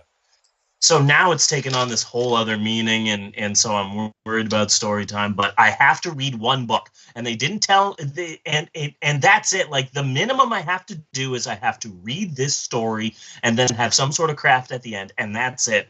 So I try and make my own funny, weird things. Like, how can I make this entertaining? Yeah. How can I make this fun? So back in the day, though, the only thing I had to do was, okay, every store has to do story time at 11 a.m. every Saturday, and that's it. Have fun. And that was it. So I was in charge of what story times I would do, you know? I was in charge of the schedule, and I went all out. So there would be some months where it's like, okay, it's January, it's March story time. So the first story time of the month is pajama story time. That was one. You had to come in your pajamas. So I would come in these full body footsie pajamas, and I would have a blanket. I have my thumb in my mouth. I bought a nightcap. And I would sit on the floor with the kids, and we'd all have pillows and blankets. Then I had mustache story time where we would make mustaches at the end, and all the kids had mustaches. I had pirate story time, and I came up with a pirate map. Like I would find a map of the actual store. Yeah. And then I would hide things throughout the store. And then I would make the map look all dirty and old. And then I would come out as a pirate, and the kids would be making fun of me. So then at the end, I would admit that I'm actually not a pirate. I'm a pit, a P-I-T, a pirate in training. I'm actually not officially a pirate until I find treasure. Unfortunately, I can't find a treasure map anywhere. And there's been a treasure map hiding on stage the whole time. So I would take the kids on this treasure hunt throughout the store, and I would a lot of the story times I would do over and over again. So we would have pirate story time. The kids would like it. When are you going to do pirate story time again?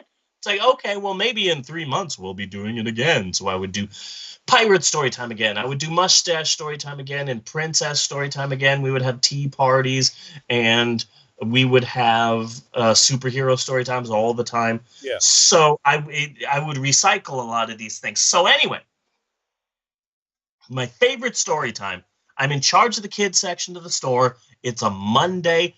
I'm opening, and it's 9 a.m. and there's nobody in the store. I'm in Sacramento at the time, and there's nobody in the store, and we're all bored, and I'm shelving books. And here's a Jesus. You okay, honey? I'm okay. Okay. Scared the crap out of me. Coming in here. Jesus. My bad. Oh my God, I know how Bam Margera's parents feel. I'm just here telling a fun story, then all of a sudden you run in. Thought you were going to start punching me, said fireworks off in here. What the hell, Bam? You're acting crazy. So I'm bored, and there's nothing to do, and I'm shelving kids' books in the store. And here's some magazines. Someone must have not put these away last night. I guess I'll walk these to the front of the store. Hey, Sema, how you doing? The registers, doing good at the registers? Great. Here are some magazines. I found them in the back. And why are 5 school buses suddenly pulling up to the front of this store? Let me call the manager. Beep, boop, beep, beep, beep. Yeah, Lance, hey, how you doing? It's Steve. 4 school buses have pulled up into the store, and yeah, they're lining up in front of our door. We don't have a field trip or anything we didn't know about, right? No one told me anything. Yeah, I'll be there in a moment, Steve. And so the kids just start pouring into the store, and the manager comes to me. Who's in charge here? Oh, not me. I'm just one of the chaperones. Yeah, you're gonna need to talk to that guy over there. Okay, well, I'll wait for him to come in. Okay, hi, my name is Lance. I'm the manager today. And what are you guys doing? And finally, everybody, they're like 50 kids have piled in, 50, 60 kids have piled into the store, and they're all being hyperactive. And the teacher in charge is all like, well, we're here, and calm down. Johnny, calm down. Don't make me get you in trouble. I will send you back home. You're going to sit with the teacher. Yeah, so we're here with Julie, put that down, okay? Your guests here. Come on. We're here for our field trip. And then Lance goes, well, yeah, we weren't expecting a field trip. And it's like, what are you talking about? We planned a field trip and a story time with you guys for we planned it like 3 months ago. Man, you Borders people are very unprofessional. No wonder I heard you guys are going out of business. And then Lance goes, oh no, we're not Borders. That's like 2 miles down. You got to actually go down Howe Avenue and then take a right. No, we're the other people. Yeah. And the teacher's like, oh my goodness, we went to the wrong bookstore. They're expecting us at Borders. Oh man, we were going to have a story time and a field trip. All the kids are here already. We can't we can get back into the bus and go over there, but half of the time we'll be gone. Oh man, we ruined it. Oh man, we totally.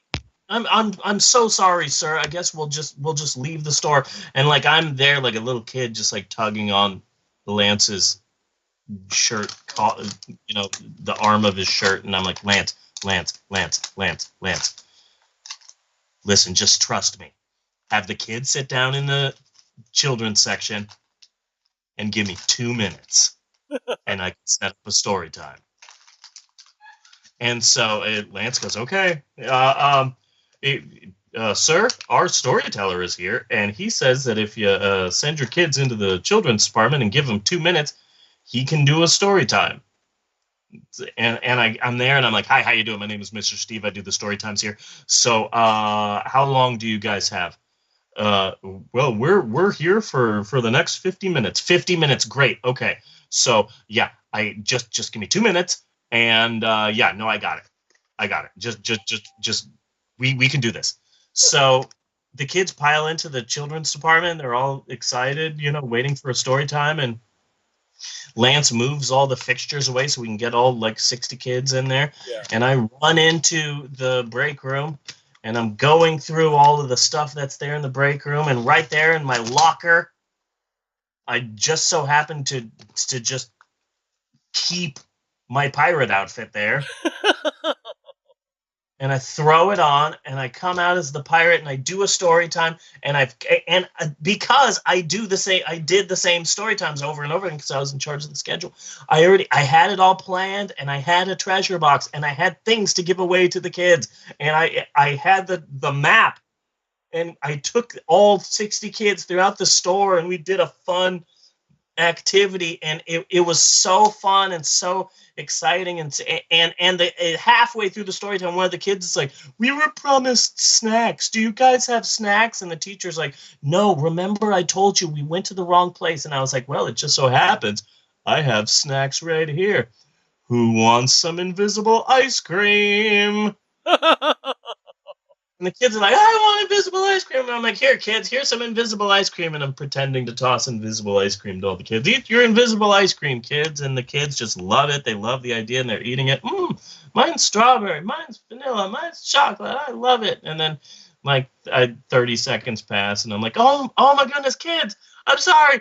I didn't get you invisible ice cream. I got you invisible bird poop. And all these kids are spitting now on each other because they're spitting out something they didn't even eat in the first place. Yeah. And I just did that over and over again. That was a big bit for me for a while. That was a huge bit. Well, if it gets kids spitting on each other, I'm for it. Big fan of getting young children to spit in public. Yeah. It was such a big story time that the teachers all came to me. It's like, you knew we were coming, right? And I'm like, no, I didn't know you were coming. I just have done story time for like 8 years, and I've done this story time before. This is just the a story time I do every Saturday. And then like the principal is there. It's like, thank you, Steve. That was amazing. So did we plan the field trip with you? Again, no, we're not boarders. I'm just that much of a professional, I guess. Yeah.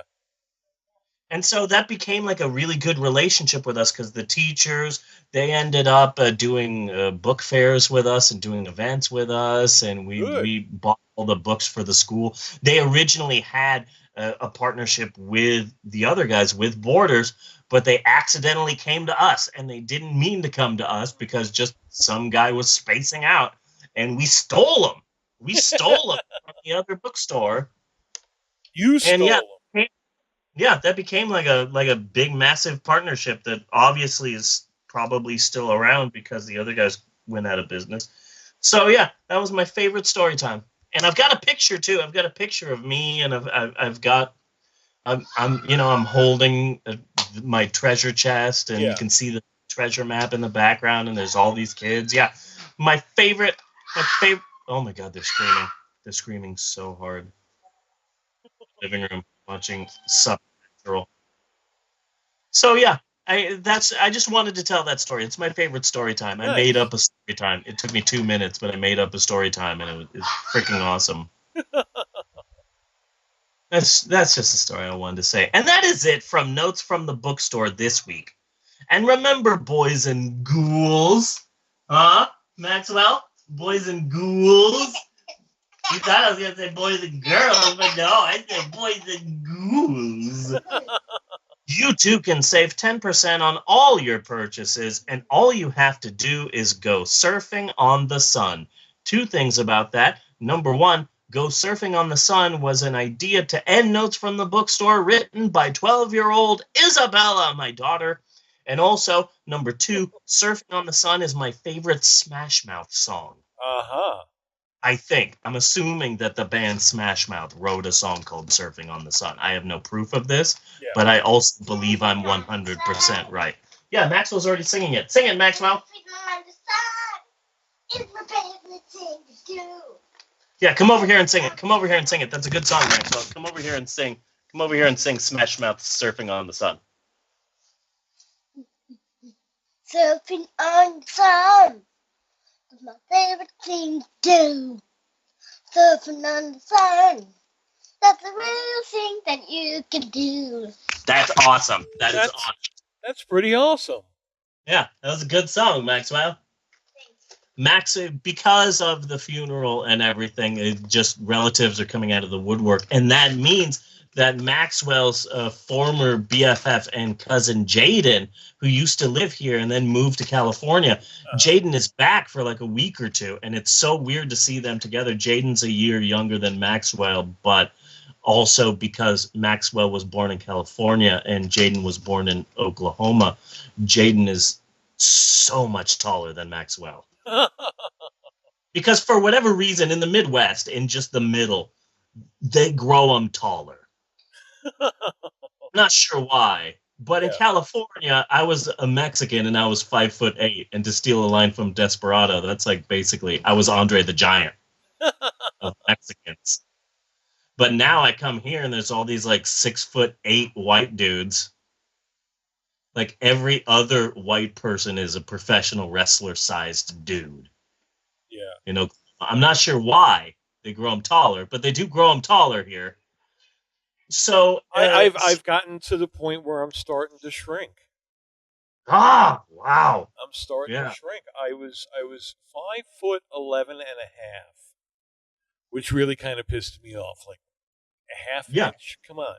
Yeah. I'm like 5'10" now. Wow! Pretty soon you're gonna be like fitting in my pocket. I've lost an inch and a half. Yeah. I'm sorry you're losing inches, bunny.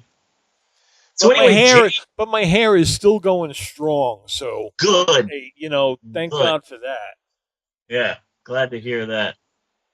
So Jaden is here, and he spent the night last night. And yesterday, Jaden and Maxwell wanted to play outside, and so they're there standing next to me. And Maxwell goes, "Daddy, can we go play outside? And I said, which is something that I do occasionally. I try and come up with things they have to do. So I said, yeah, you two can go outside. You guys just have to sing a song about how great I am. And then without missing a beat, Maxwell instantly starts going into a song and dance all about how great I am because he's so used to it by now. He's used to my crazy. So he instantly just, okay, Daddy is so awesome. And he's dancing and bouncing around the living room. But Jaden is just standing there like a statue. And he's just standing there just rock solid.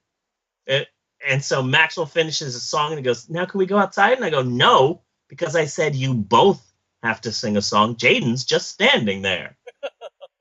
And Jaden goes, but I'm scared. And so Maxwell's like, it's okay. You can sing with me. Here, let's sing. How about you could be my backup singer, and then I'll sing, and then you can do my backup. Okay, so Daddy is awesome. And then he turns and looks at Jaden, and Jaden just goes, awesome. Daddy is the best. The best. And I'm like, okay, let's stop torturing Jaden. You can go. So it's no surprise that after all the training that I've given Maxwell, that he can easily start singing Smash Mouth's fictitious song, Surfing on the Sun. That was truly impressive. It really was. I mean, he came up with several lines. It had a rhythm. Yeah. And from Maxwell, everything made sense. Yeah. He's a good singer. You're a good singer, Maxwell. We're quite impressed with your singing. Yeah. I am impressed. Jaden? What? Is Jaden? Because I'm trying to find him. You're trying to find Jaden? Jaden went home. Remember this afternoon? No, he didn't go home. He went to, I guess he went to Papa's. He did. Yeah, we'll see him tomorrow. We'll see everybody tomorrow, except for the Christians. We'll see everybody except for the Christians tomorrow. That's not to say we won't see Deanna's boyfriend, Christian. We will see him. I'm saying we won't see the religious types for reasons that we'll tell you when you're older. Okay. Tell us when he leaves the room. Papa has an alternative lifestyle now. Yes. So there are members of Nana's family who won't be there tomorrow at the... we're not having a funeral, we're having a memorial service. Yeah, there's a lot of her relatives, like direct relatives, like brothers and sisters and aunts and uncles who just, they will not show up. Because of him? Yeah. Oh, that is so fucked up. Yeah, there's so much drama going on that, yeah, I tapped out a long time ago. Good. This is your family, honey. You have fun with that. I'm going to be over here in the corner writing about what's going to happen to us in 2022. Yeah. Have fun, guys. Good plan. Yeah, it's a great plan. So anyway, cut on that segment. Yes. Yeah, not cut and print. Cut and print is for the end of the show. That was just a cut, not a cut and print. Okay? Right. Learn the lingo. Okay, Maxwell? Okay, Dad. Yes? At the end of the show, okay, I'm having undercut and print. Okay, I'm having a hard time understanding you. Maybe slow down on the gummies, okay? Cut and print sprinkles on it. Cut and print with sprinkles on it? Okay. The show only gets sprinkles if it's really, really good, okay? Okay? Maxwell? On the end of the show. Okay. Hey, naked ladies. Now wait. No, that should be a show, okay? You should just put the camera on Maxwell and throw him topics for songs to sing. Nice. Maxwell. I'm not kidding. People would love that. He's adorable. Yeah. Yeah. If he's singing, good God. Yeah. He could be the next cat video. Yeah. Maxwell, we've got a great idea. for a show for you, okay? You're going to be singing songs to people, all right? Okay, we might be doing this very soon. He could be coming up with dance moves. When we do that, I need to make up some songs. Yeah, you'll need to make up some songs. You're good at making up songs. Yeah. No, that is a really good idea. And I would do it the way I did Bob's Dirty Shorts, where, maybe get him dressed up or whatever, hair comb, something like that, nice backdrop, things like that, and do like 10 of them,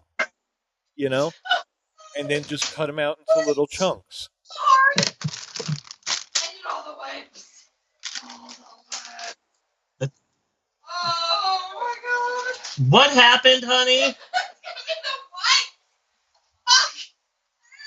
I have no idea what happened, but Is she making her O face?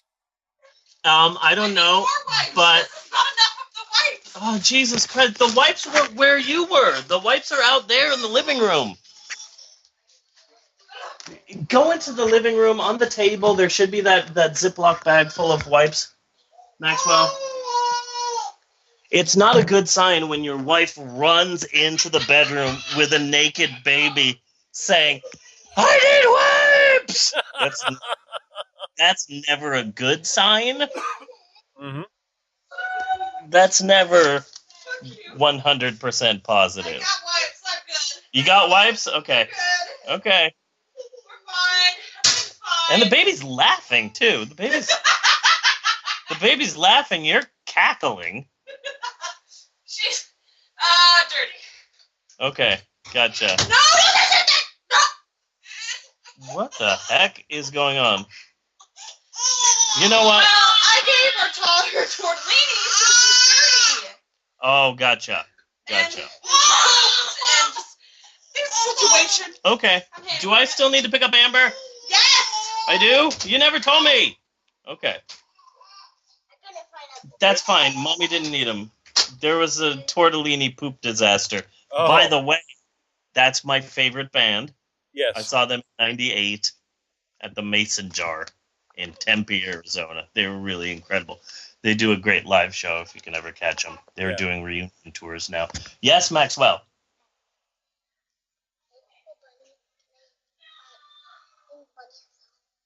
Can you sing Bunny a song? Sure. Your mind is just racing now with ideas. But so yes, my son Maxwell, how old are you? 14. 14. You're 14? Yeah. No, you're not. You're 6. Maxwell would like to sing Bunny a song now. So what is the song going to be called? Something from Undertale. Something from Undertale? That you made up. It's going to be very evil sounding. It's going to be very evil sounding? Evil style. It's going to be evil style. Okay, I think Bunny likes evil style. I do. Okay, sing it. Sing it.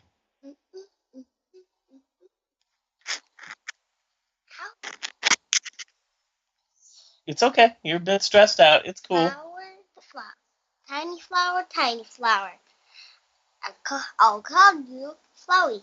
If you were alive, I would call you Flowey. Mega Flowey. Mega Flowey. I wish you were alive.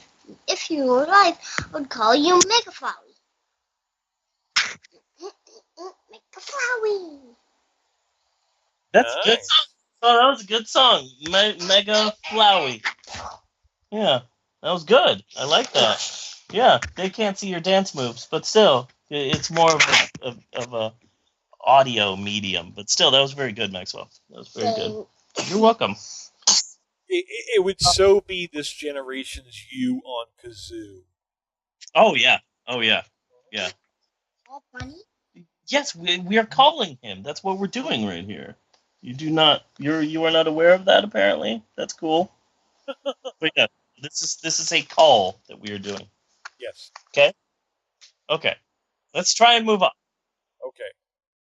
Well then, queens of the bun age, bun naked ladies, 21 bunnies, bunkini thrill cult. Guess what, Bunny? Guess what? What? Guess. Yes. 12. Jeannie Is says it 12? Jeannie says 12. I'm going to guess broccoli. No, my herbal amigo. It is homework time once again on the Pope on Film podcast. Ahem. Ahem in parentheses. People of the internet, your attention, please. Cease your erotic fan fiction writing and kindly pay attention! Each week, the Citadel of Genies selects a homework assignment via the fiery ritual of carousel. A homework assignment specifically created to better the show's listeners, nay, human beings everywhere. Except you, Suzanne Plachette. Hey. She knows why. Yes. She knows why.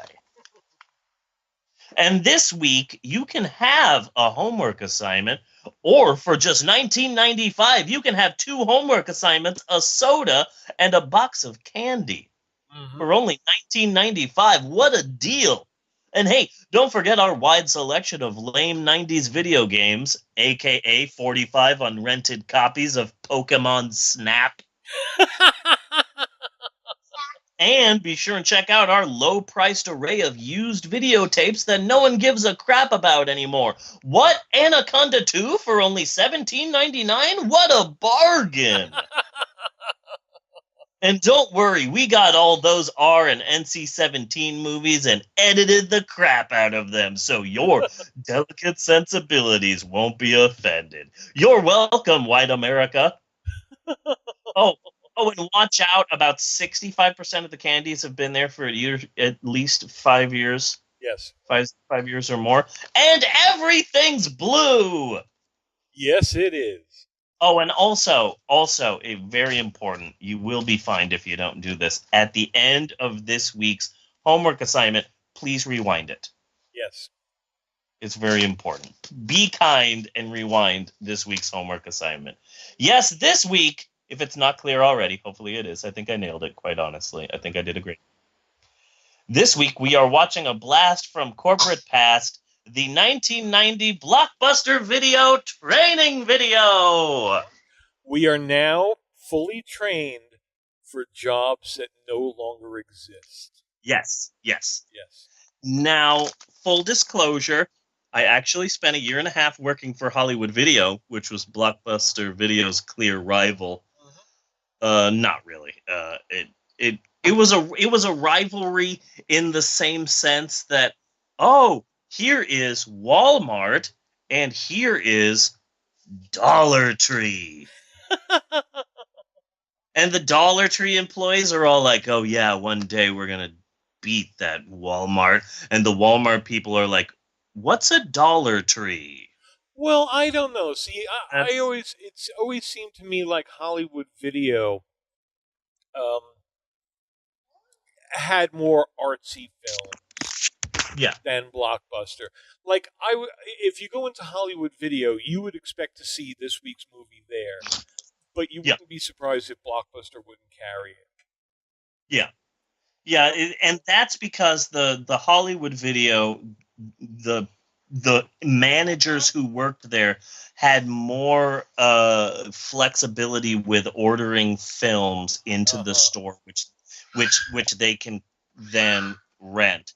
Like each individual store could order what they wanted on top of the popular things. Nice. They had to carry. Which is why my store's cult movies section was huge! Nice. It was huge. Went into that store. Hey, let me see your cult movie section. Oh, you have 25 videos. Yeah. That's gonna change. So I still miss my old video store. Yeah. I'm sorry, it's something our generation gets weepy over. Yep. Yeah. But oh man, they were a vacuum repair place. Okay? Yeah. And then they started stocking videos. And then eventually the videos took over the store and the vacuums were pushed out. And then they got a bigger store. They had basically a Blockbuster size store. Yeah. I miss that place. Yeah. My store had the best cult movie section. We had Plan 9, The Indestructible Man, Monster on the Campus, and right before I was fired, I ordered about 25 episodes of Mystery Science Theater. So hope you had fun with that, guys. That should be arriving right about the time my last paycheck is going to arrive to me. So have fun with those 25 copies of Mystery Science Theater you now have to rent. So at Hollywood Video, it was understood that Blockbuster Video was heartless and corporate, while the people at Hollywood Video felt like the plucky underdogs. But it really didn't matter. Both were stupid. And I was fired after a year and a half for gross negligence. Apparently, hating your job and actively wanting the store to explode in a fiery apocalypse is against store policy. I did not realize that. And again, I don't know what happened to that VHS player that went missing. And that N64 system. That was a freak accident. Who knows where that went?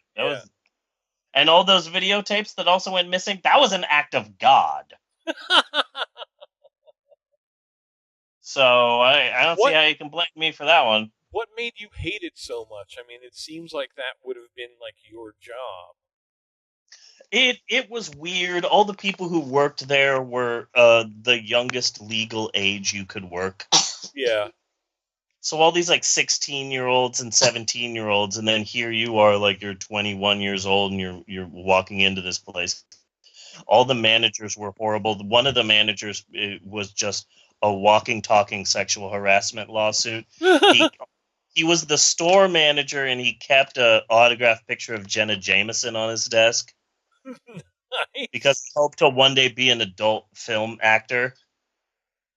Okay. And then there was his assistant store manager was like 20 years old, and he would smoke in the store. Yeah.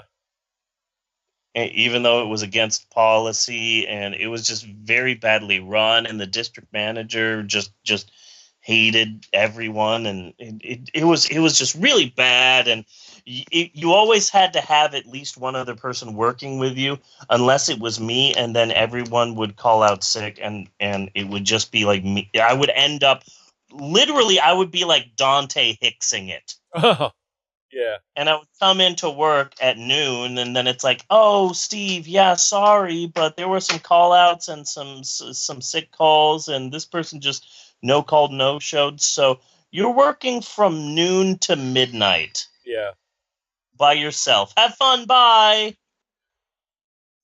So yeah, no, that wasn't fun. That was not a fun time. Okay. So this videotape really triggered my PTSD. Working in the video stacks, dressing like an idiot. Like there was pain watching this. However, I will say that I love the nerd looking for Casino Royale. In the future, you should listen to our podcast. That was a good episode. Yes, it was.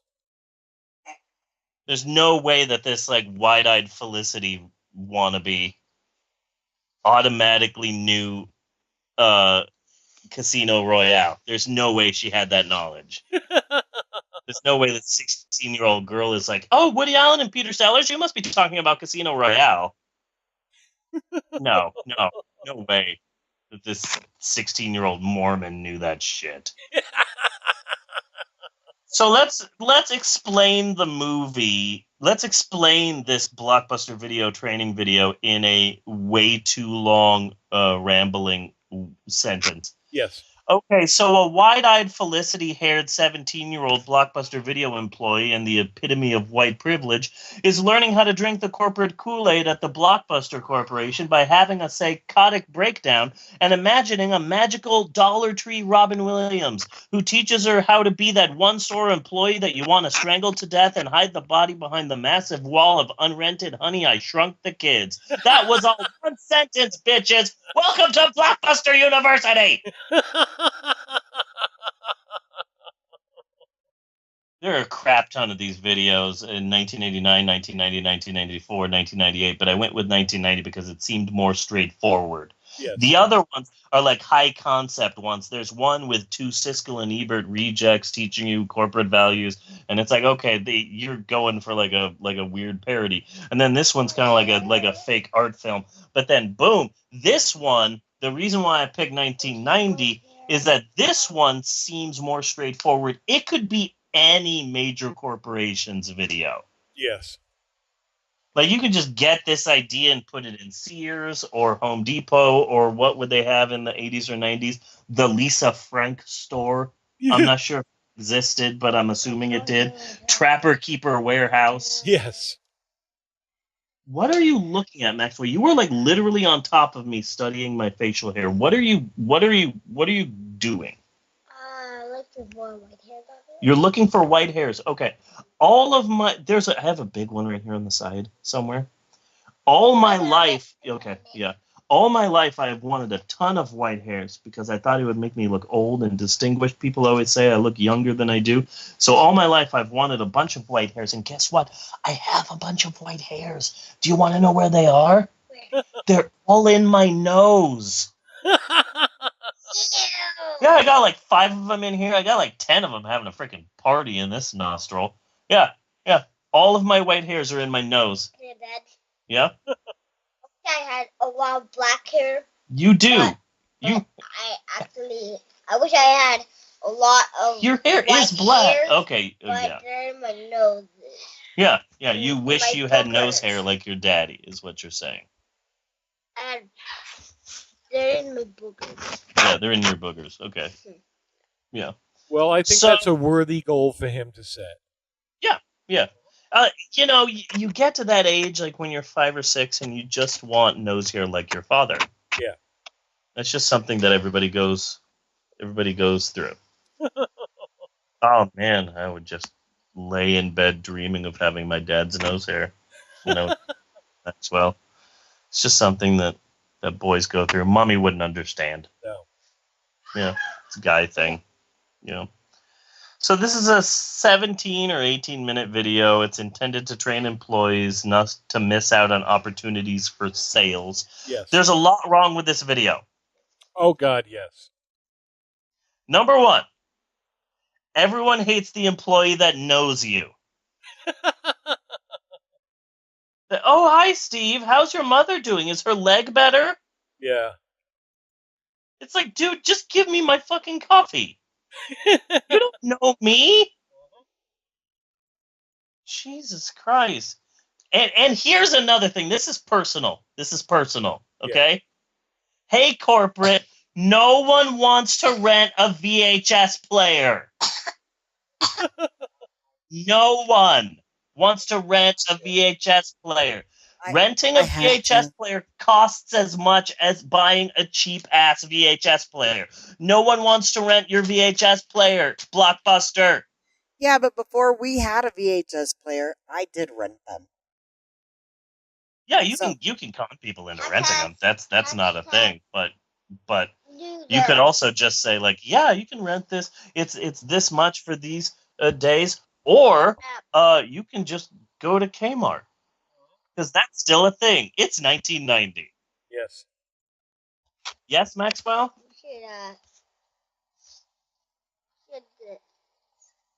The store that has VHS players are losers. Hashtag losers. Okay. Do that. You should write that. I should write that down on the podcast? Yeah. Okay. Number 1, you have no idea what a VHS player is. Yes, I do it. It's an invention that broke when I made it. It's an invention that broke when you made it? Okay. In my lab. In your lab. Okay, sure. So, It doesn't have a dog in it. you didn't know what a VHS player... RCAs did have dogs in it. They had little pictures of dogs. That was the RCA's logo. Yes. But anyway. So number 2, no one wants to rent a VHS player. Number 3, and this is important, there is no number 3. Mm-hmm. And number 4, the store looks so sparse. And Yes, I it guess did. that's how all blockbusters looked. And I guess it just takes time for me to look at it, but you see like a videotape and then like 8 inches and then another videotape on the shelf and then Yeah. 8 inches and then another videotape. Like, what are you renting videos or selling wood? That's what my old district manager would have said. Are we selling wood fixtures? Is that what we're doing? Because I see a lot of space here. Space that can be used to put product. We sell things. Not selling wood. That's what my manager, Pete Scott, would say. We're not selling wood here, people. But yeah, they all look so yeah, they look so empty. I was so blown away by that. They all look so empty, but I guess that was a blockbuster. Oh, what a difference. Blockbuster video. What was your favorite part, Bunny? God, there were so many to choose from. So many. Felicity was a good call on the girl. I kind of see her more as a Heather Langelier type. Yeah. You know? Yeah. Nightmare on Elm Street. Yeah. She was so perky, I wanted to drown her. Yeah. Oh, hell yeah. You know? Nobody should be that into their job. Yes. Ever. Agreed. You know?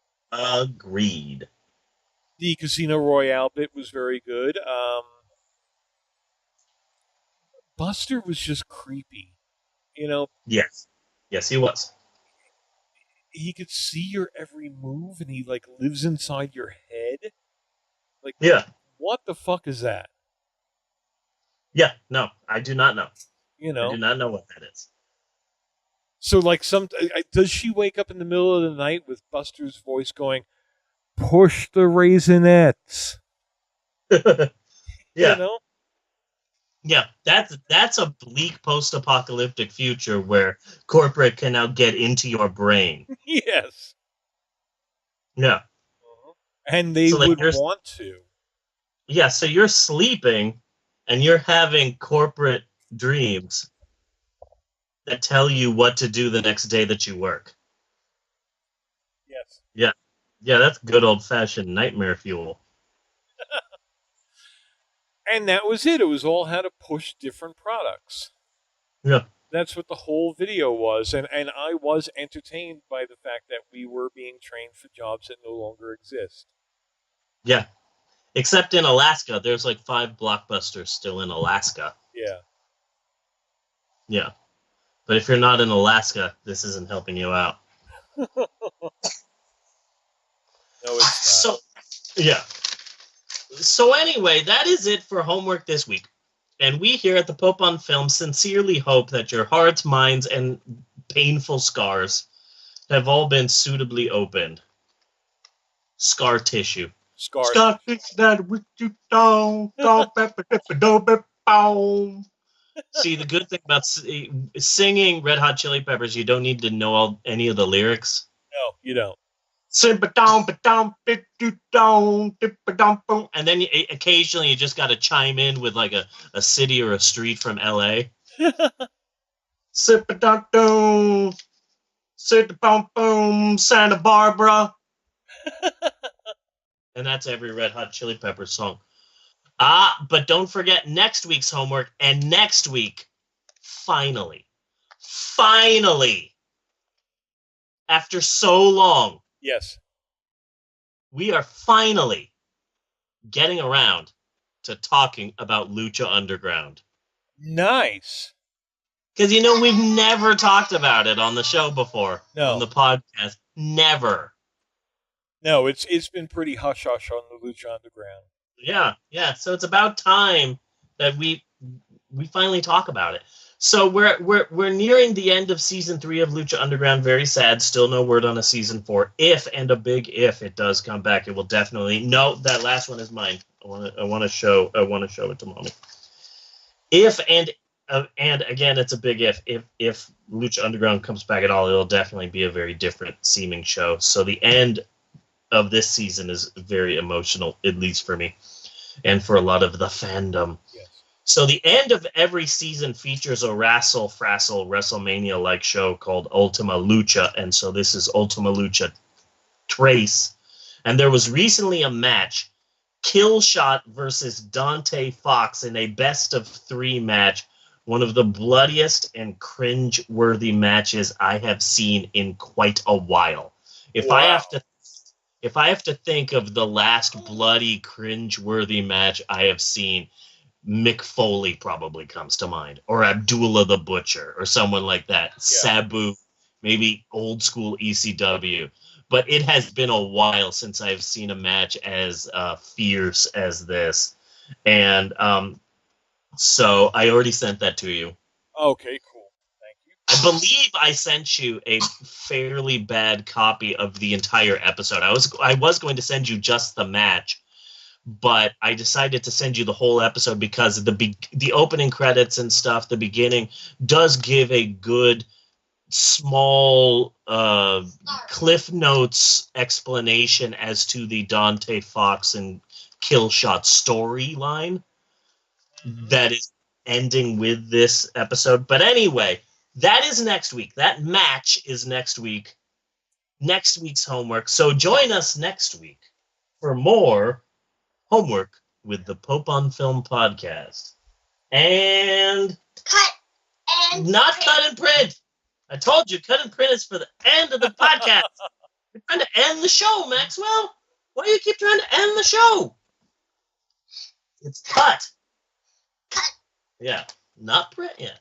It's not time to print. Cut dice. Cut and dice? Okay. No, cut dice. Cut dice. Okay, we don't have any dice. We don't have any die. But that's a... Oh, we do right here in front of us. Yes, I'm using a Yahtzee game to hold the recording device up. Very smart, Maxwell. I know that because do you want to know why I pointed that out? Why? Because that I just realized that there's like the dice in it. Yeah. No, gotcha. Roll and like there's two things. Like you have to. Yes. Yeah. No, I'm pretty sure that the people listening to this podcast know how dice work. just wanna bring that up. Pretty sure people know how dice work. There's no more gummies. You already ate 75% of them. There's no more gummies. So maybe we should take a break. And then after that, we can get to this week's movie. And pretty happy with what I wrote. Not happy with the movie, but I'm happy with what I wrote.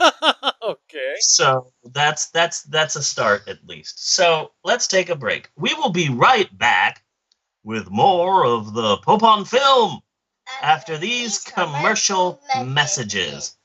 Do do do do do do do do do do. Gummy bears are so cool and yummy. Do do do do do. They're so cute and squishy because they just want to squish their heads.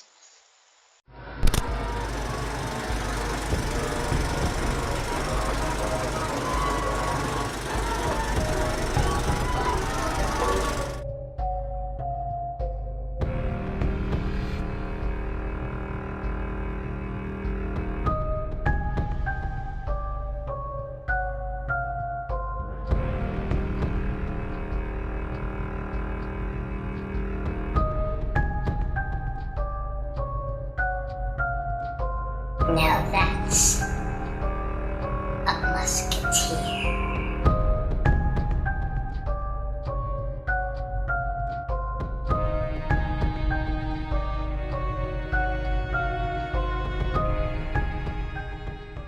Satanic.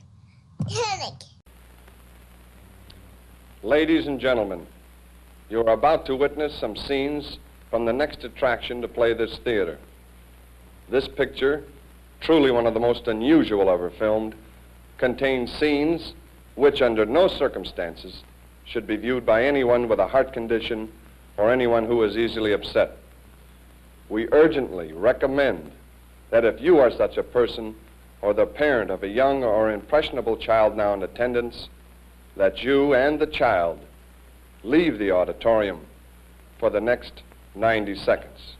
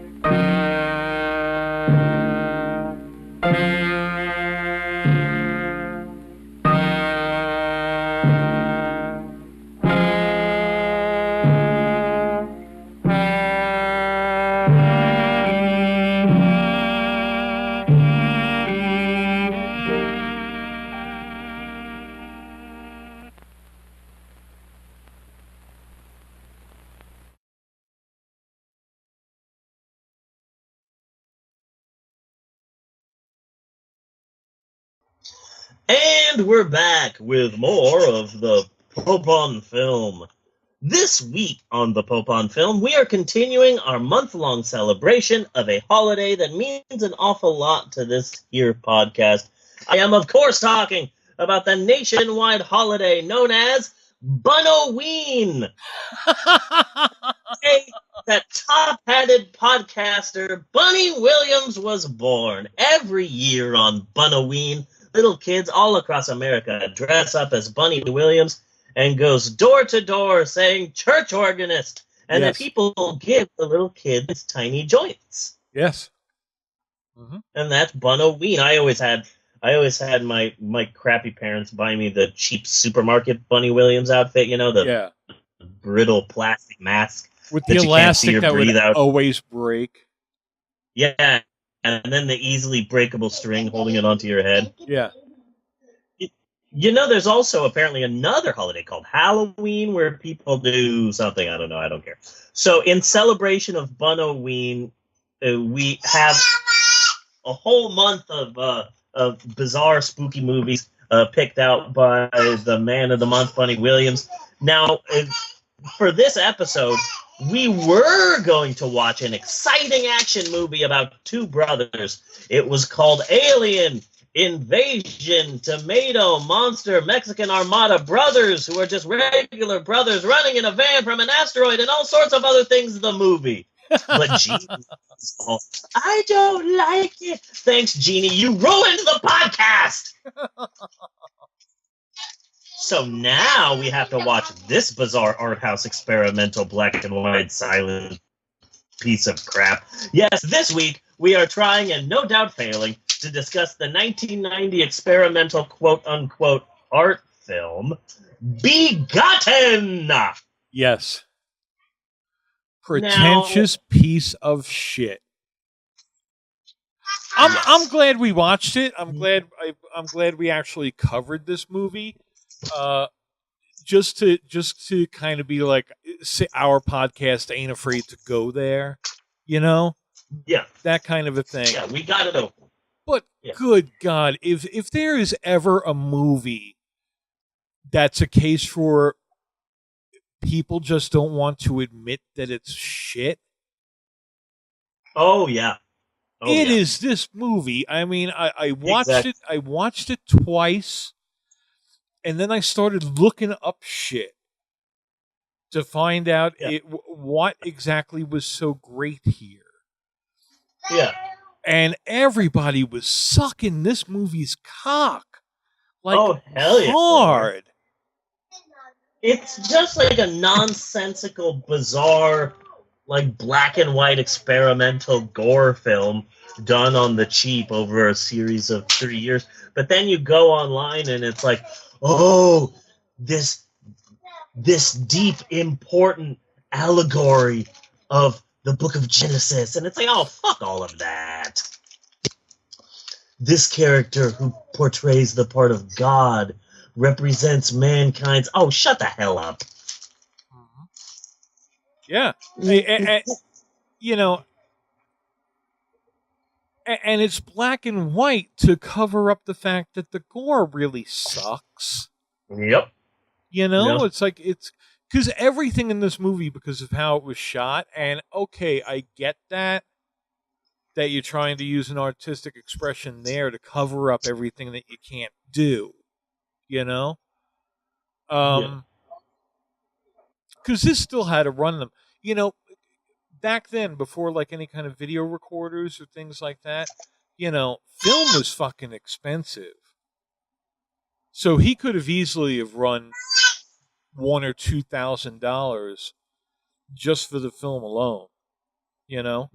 So he probably didn't have very good special effects for the gore or anything like that. And, they went for the chocolate syrup blood or whatever, and it's okay because black and white film is cheaper. And then we'll just fuck it up from there so that it looks like art. And it doesn't look just cheap. Yeah. I was Eleanor, not... Maybe because I'm more jaded. I don't know. I was not disturbed by this at all. Yeah. Stop pushing her. Eleanor, leave Maxwell alone, okay? It's late. He's getting tired. Leave Maxwell alone. Stop antagonizing your brother. You're purposefully going out of your way to piss him off. Be nice. Here, play with this.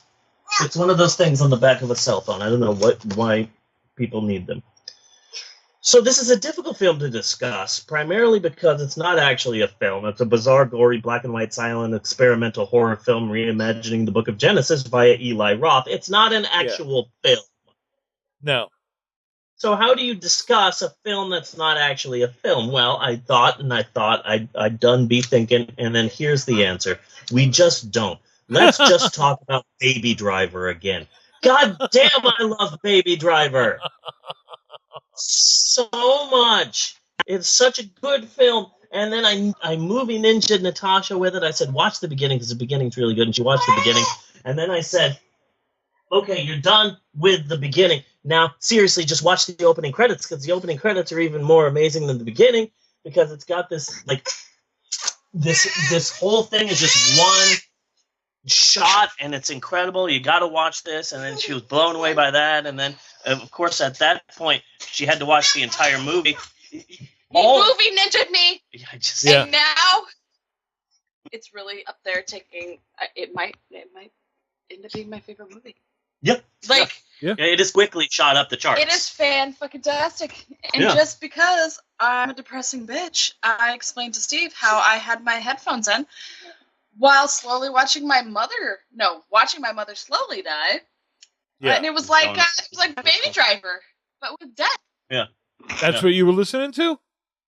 No, I wasn't listening to Baby Driver, but I had my phone. I have like 600 songs on my phone, and so I put my headphones in so I could not listen to, the beeping and the of the ventilator machine. So I had a soundtrack to my mother's slow death, and it was like Baby Driver. It was great. Nice. Wow, 600 songs. Oh. I need more. Fuck off. Okay. I can give you the Baby Driver soundtrack. I just want to watch. I want to put that movie in my phone so I can watch it anytime because it's damn good. I love that movie. I movie ninja to Emerald and then Bella with it. Emerald's bitch ass just got up and walked away. Emerald, come here! We were discussing this, yeah. I need to know. Bella loved it. Bella was Emerald blown thought. away by it. Because I'm mad. I was like, well, and Emerald just got up and walked away. Like, what the fuck is that shit? Come here. I need your opinion. How did you like the movie Baby Driver? I loved it. We then were why just the fuck did you walk away? once the credits started, you immediately just stood up and stormed out of the Everybody was being living room. so fucking loud. I hated it. Oh my god, I couldn't even listen to half the movie. I wasn't even there. No, Maxwell and Jaden were there. That's probably why. No, they were just. they weren't. Yeah, it was yesterday, Yeah, wasn't it was. it? Yeah, it was yesterday. No, yesterday we were at Nana's. It was the day before. That was the day before. Was Jaden there? Yeah. Mm-hmm. Yeah. Yeah, because that's when I was going to make all the funeral arrangements. Yeah. But everybody was so and then fucking loud. Eleanor's just running around I screaming the love whole that time. It was Great. genius. Well, I wasn't soundtrack was there, amazing. and so when Then it it was ended, done, and nobody shut up. and I was like, so what did you think? And you got up and walked away, and I was like, well, fuck her. This is Mike Myers. Shut up. What a bitch. Love that. Love that so much. Don't close my Anyway, door. 10 out of 10. Love that movie. See? There you go. Everyone's got Pilgrim. Like, Yeah. there's the same person? Yeah. You can tell in certain shots. It's just so beautiful. There are some scenes at the end where they're in the parking garage and they're trying to kill each other. There are certain like lens flares and blue lights that they use that just look straight out of Scott Pilgrim. Yeah? Yeah. Yeah. I'm gonna have to give that another watch. Rewatching it, there are certain scenes where like there's a close up of baby as he's driving and Ethan says he everything's loves that blue. movie too. 10 out of 10. Oh, Ethan loves it? Okay. Ethan loves it. Ethan has made his way on the podcast. Okay. I mean, it's Totally a good all right with fucking movie. Get that out of your mouth. that. Yeah. A little bit. It's a very good movie.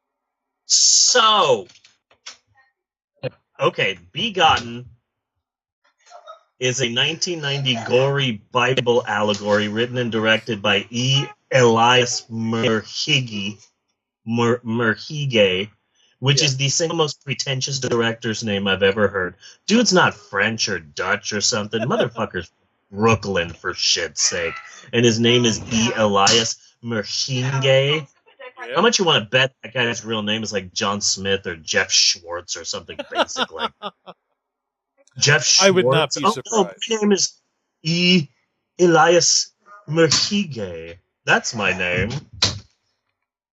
So the story is interesting. He's only made 3 full-length movies. Number 1, Begotten, this week's film, which is barely a film. Then, based on the slow but steady cult that built around Begotten, he got his big break with the 2000 big-budget Hollywood horror movie within a movie, Shadow of the Vampire, which is really pretty good. Nice, yeah. John Malkovich, Willem Dafoe. Side note, fuck his first name. Always pisses me off. Yeah. William Dafoe. Oh no, you're Willem. By a vowel. Willem Dafoe. Maxwell just farted in the podcast. If you could not fart during the podcast, Maxwell, I'd appreciate that. Everyone's going to assume it's me. So don't fart anymore, okay? You're not allowed to fart during the podcast. Eddie Izzard and Udo Kier. Udo Kier. It's a really good film about the making of Nosferatu, and it's creepy. It cost $8 million and it made over $11 million. That's not a huge hit, but it did good. He followed that up 4 years later with the bizarre 2004 new age crime thriller, Suspect Zero. Okay. And it's about a serial killer who hunts serial killers using remote viewing. Oh, God. All right. It's bizarre. It was high profile at the time because it was one of the first films that was made by Tom Cruise's own production studio. And it featured Sir Ben Kingsley and all these other famous people. And Carrie Ann Moss. Wow, everything she's done has been a big hit. Can't believe a film with Carrie Ann Moss could fail.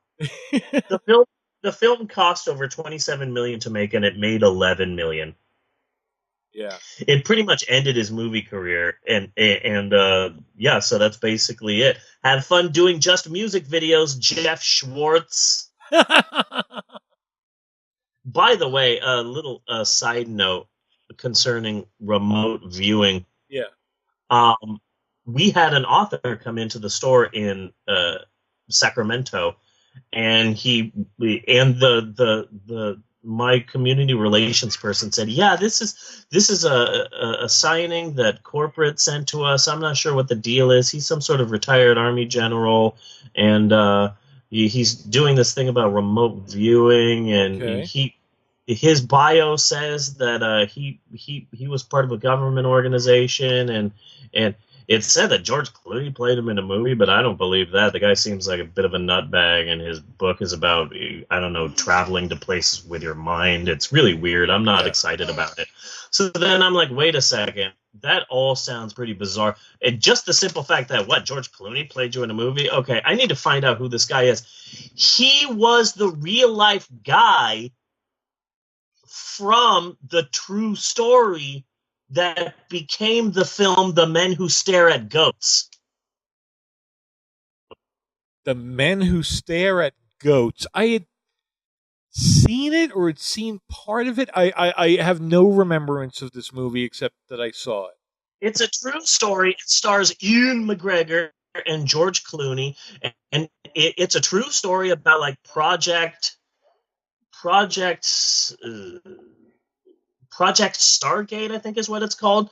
In the movie, the way it goes is, sir, remember when we leaked the fake story to the press that we were engaging in new age sci-fi techniques to read the enemy's mind in combat? Okay. Well, the Russians heard that fake story and think it's real, so now they're spending millions of dollars trying to learn how to engage in sci-fi in new age combat techniques using mind reading. So now we have to actually do that. So yeah, the government had this like top secret program that used I'm familiar with the program. To try and so the whole film revolves around this guy who led the project, and that's George Clooney. And the real life guy came and he had a book signing, and I went back to my community relations person. I'm like, this is a big deal. The Men Who Stare at Goats, that was a big film. This is a big deal, and this is a true story. And I just saw the film, and it was amazing. And we have the book here at work, and George Clooney's on the cover, and this is that guy. Yeah. And it was kind of sad because he had this book about how to... See, now I'm really curious, though. Did he say it was all fake? No, he said it was all real. The actual guy? It was he said that it was all real, but it was shut down by the government because the government thought it was a joke. Right. But all the people in the organization took it very seriously, and he had a book about remote viewing, about how you could travel places out of your body using just your mind and your spirit.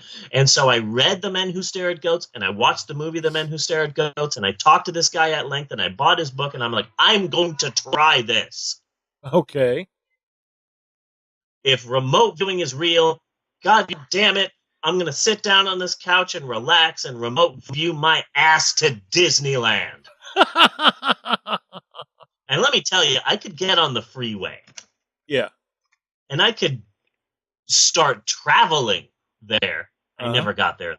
Though. I feel that if I tried harder and spent more time focusing on my remote viewing techniques, that I could definitely get there. I just never did. Yeah. Well, the government cut them because they weren't making any progress. They weren't finding anything. Yeah. It's a really cute film. The one thing that I like about the film, about the movie The Men Who Stare at Goats, is that literally the government was spending millions of dollars to try and use new agey techniques to try and build an army of basically Jedis. Yeah. That was the term that they used. That we need Jedis. We need Jedis that can move things with our minds and have powers. And so it's kind of cool that the reporter who is reporting on all this is Ewan McGregor. That's the thing that got me interested in the film. Like, holy crap, that's Ewan McGregor. And he's in this movie playing a real-life guy learning about a secret government organization trying to create Jedis. Yes. Like, holy crap, I can see why you wanted to be in this film. So, yeah, I'm pretty good at remote viewing, but I can't get anywhere. It's kind of like how I can fly in dreams, but my legs dangle. Yes. Yeah, like I can't get my legs up when I fly. Anyway, Maxwell just fell asleep on me here. So this is a hard film to watch and or comprehend. Begotten, not The Men Who Stare at Goats. That's fucking hilarious. I think it might still be on Netflix. Wikipedia and various websites clued me into the biblical allegories behind the film, but without someone to explicitly tell you, hey, this character is God, this character is Mother Nature, without a guide to explain this all, this is just a bad, incomprehensible wannabe snuff film with a bad budget. Yeah. And every time I was seeing the cultists on the screen, the only thing that was going through my head was, Dennis, there's some lovely filth down here. You know? Yeah. Which really took me out of the film. Yeah, that's tough. Because that's exactly what they fucking looked like. Yeah. But hey, Hey, this isn't all doom and gloom, all right? Yeah. This isn't all dark and glum sadness. Let's turn that frown upside down, Molly Brown, with some totally 100% true fake facts that I have learned about this week's film, Begotten. I've got a list. Okay, good. About some fun, lighthearted, totally true fake facts about this week's film, Begotten. So the opening scene where God disembowels himself, you know who was playing God at the time? Gilbert Godfrey? That's exactly what I have written down. That is exactly what I have written down. Gilbert Gottfried. He had dialogue too. I am now disemboweling myself. Yeah. You can see as I lose my bowels. That's exactly what I wrote down right there. You and I have a psychic bond. I may have remote viewed you the answer. You may have. I may have, because that's how powerful I am. The scene where Mother Nature emerges from God's bloody corpse and then sits on God's dead but still erect penis until the corpse of God ejaculates into Mother Nature, causing her to give birth to the son of the earth. Interesting fact, that was originally a deleted scene in the director's cut of the Oogie Loves and the Big Balloon Adventure. Yes. The scene was originally, Goofy, Toofy, pull up your pants so that you don't inseminate Mother Earth, causing her to give birth to the son of Earth. That was originally the line. All the kids had to say it in the theater. They thought it was a bit too long, and so they cut the scene. But see, now that he lifted from Osiris and Isis. That's a part of their story. Oh, yeah? Osiris was dead. Yeah, so he's just stealing shit everywhere. And Isis mounted up on him and got pregnant with Horus, I think. I forget. Yeah. So it's okay. So you're lifting that from there. Speaking of lifting things, Bella and I just watched a Netflix original movie starring, I don't remember his name, but he plays Ben Wyatt in Parks and Rec. Yeah. It's a movie called Little Evil. Yeah. And it's a horror film that's essentially just a comedy version of The Omen. Yeah, I've seen clips or something. It looks except yeah. It's bad. The only redeeming quality is that they literally steal from everything. So I did, like, this movie is bad, this movie is really bad. Oh my god, those two twins that are really creepy. Okay, Bella, that's from The Shining. I had fun watching this crappy movie because they steal from so much. Yeah. Like, the stepdad goes to check on his stepson, and the stepson is just creepily staring into static on a TV. And I'm like, okay, number one, this movie was filmed in 2016. Static doesn't exist anymore. Mm-hmm. So there's no way this could happen. Number two, this is Poltergeist. Yeah. Like they steal from so much that I had so much fun. It's like, okay, that person that just got impaled. Okay, there's this film called The Omen. Let me explain to you, Damien. And they literally any major horror film they stole something from. Yes. So it was fun to point out all the things that they stole from. Other than that, it really isn't a good film. It is not a good film. I will save it if I ever get that bored. It's interesting because it's basically The Omen, except imagine Damien's mom recently got remarried, and so it's The Omen stepfather film. Okay. So it has like a big stepfather vibe of, hey there, Damien. I just want you to know that just because I married your mom, I just want you to know that I'm also here for you, champ. Why don't we go to McDonald's? Yeah. Wouldn't you like that to get a Happy Meal? Hey, you can call me Dad too, or if you want, you can just call me Gary. So it was a different take on it, and like it was okay, but also really stupid and not funny. But it's an odd film. It's an odd film. Just it stole a lot. I just thought I'd bring that up because Begotten lifts things. Here's another interesting scene. The scene film where they're raping Mother Earth nomads are played by the band Mumford and Sons. Originally, the band was called Mumford and the Earth Rapers. Uh-huh. They changed the name for for aesthetic reasons. Yes. And the later scene where Mother Earth is dismembered piece by piece actually plays on a loop at Scott Pruitt's EPA headquarters. And Scott Pruitt just points at the channel, points at the TV and says, "See this? Mother Earth getting dismembered. That's our goal, people." While masturbating. Yeah. He's just watching that scene over and over again, just jacking it, just like, oh man, this is so good. Yeah. Mm-hmm. Yeah. But now, Here's if my we final were 100% true. Okay, go ahead. Here's my 100%. Here's my last 100% true fake fact about this week's film, Begotten. The film was written by E. Elias Merhingi, a.k.a. Jeff Schwartz, Jay Schwizzle. Yeah. But he had a secret ghostwriter help him, and I uncovered who it is. You know who really wrote this film? Who? Ellen DeGeneres. Ah. She has a dark side. She's there on her show dancing and being all happy. That's just to mask the dark feelings inside of her. Yes. Yeah. To keep her dark rider at bay. Yeah, exactly.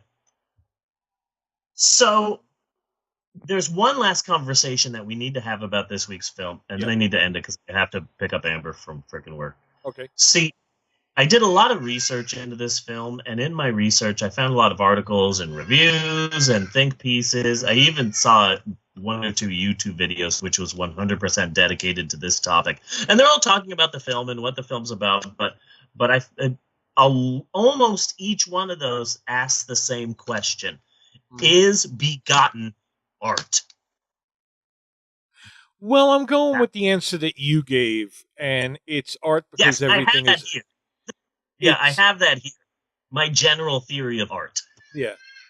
It's so this is art just because everything is art. Yeah. This is my general theory of art. Yeah. Art is bullshit. Art is crap. Art means nothing. And here is why. Art is not special. Everything is art. And since everything sucks, art sucks. Art is not special or unique. Art is just a classification that anyone can put on anything. At any second, I can get all of my trash and dump it onto a pallet and spray paint it blue and call it man's fallacy and sell it to an art installation in Brooklyn where I will be praised by my bold artistic vision. Yes. But it's not art. It's just trash. The only difference between the art and the trash is that I'm now getting my trash and calling it art. Anything is art. Everything is art. And since everything is bullshit, art is bullshit. Verbal copyright 2007, the Pope on Film podcast.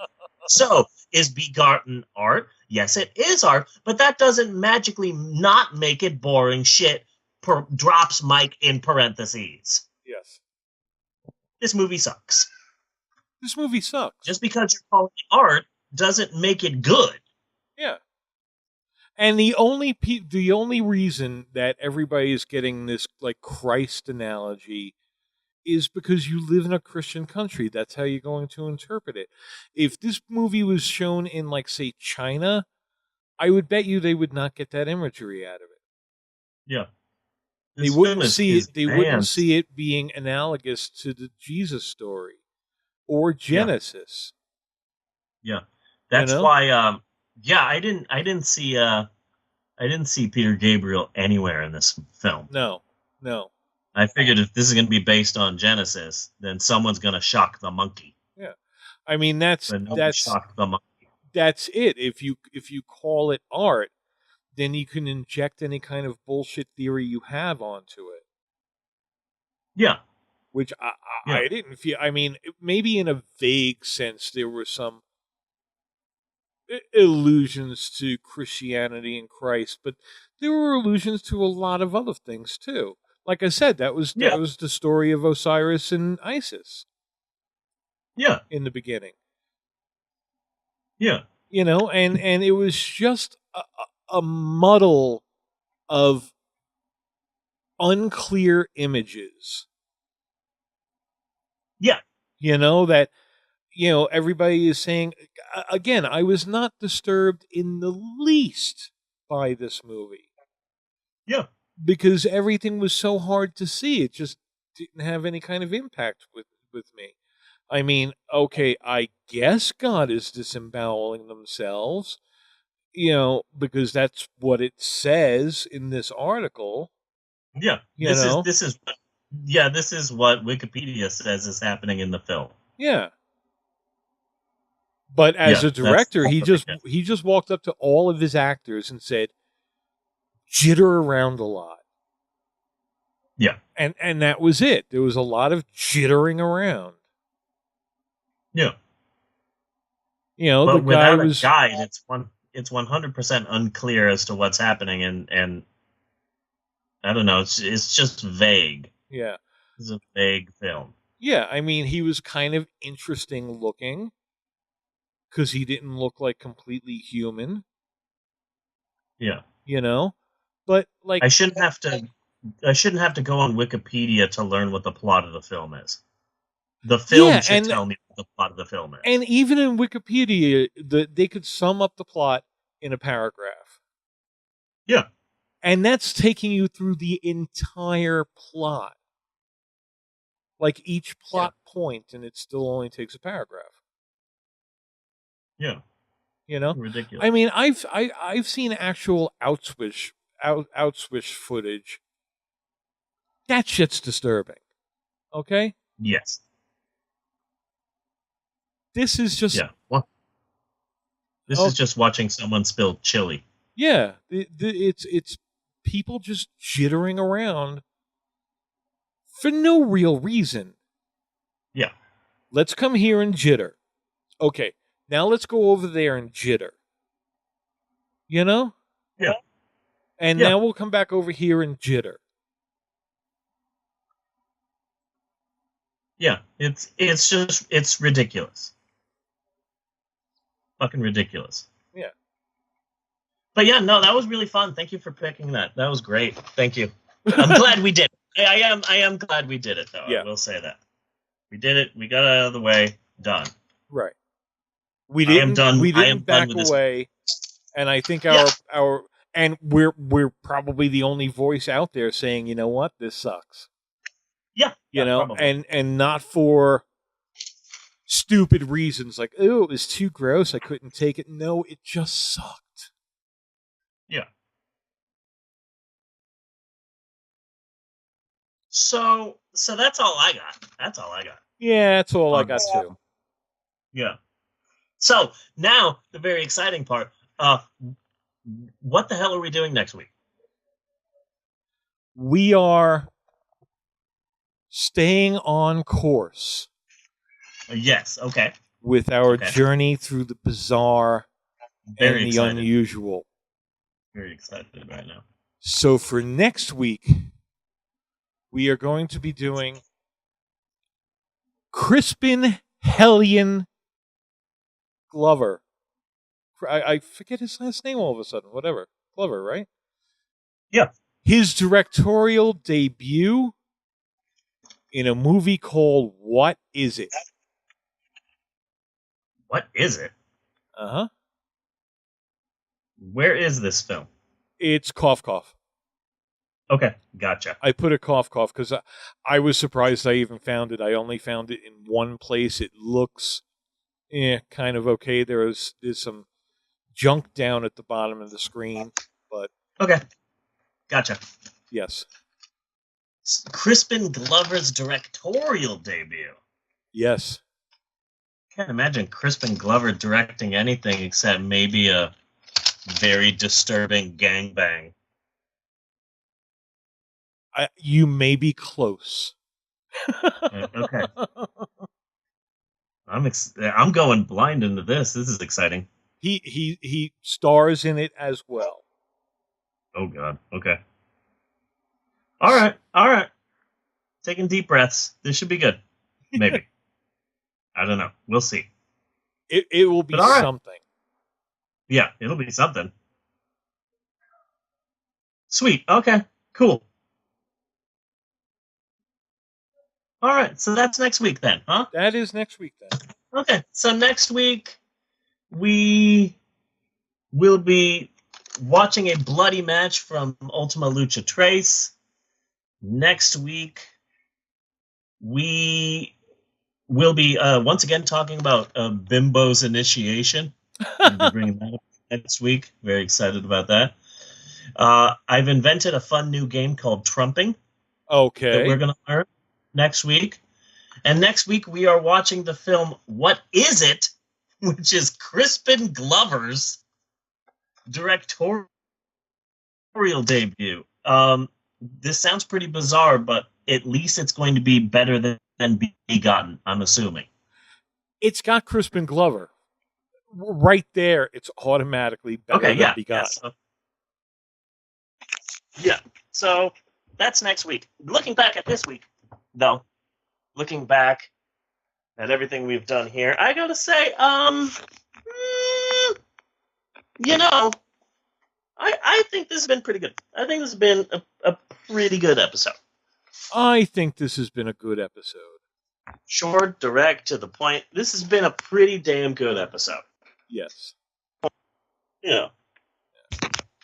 So until next week, I am Bunny Williams. And I am Reverend Steve, saying thanks for listening, and we will see you next week, you godless heathens! I hear you screaming, Bella, thank you. And Maxwell's not here. Maxwell fell asleep, so he can't say what he was going to say, which I believe was cut and print. do do do do do do do do do do and cut and print.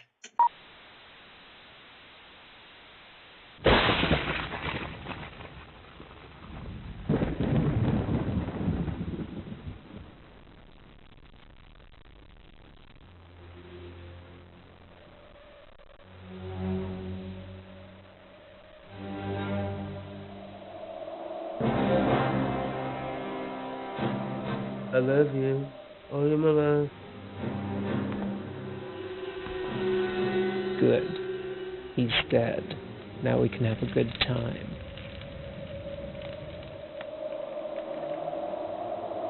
Time for the puppet show. 4 snails. 400 more injections. I shall be an invertebrate.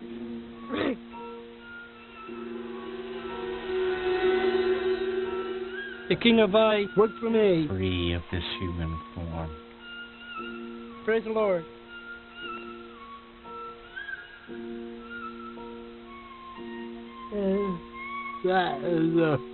Free of this opposable thumb. Oh.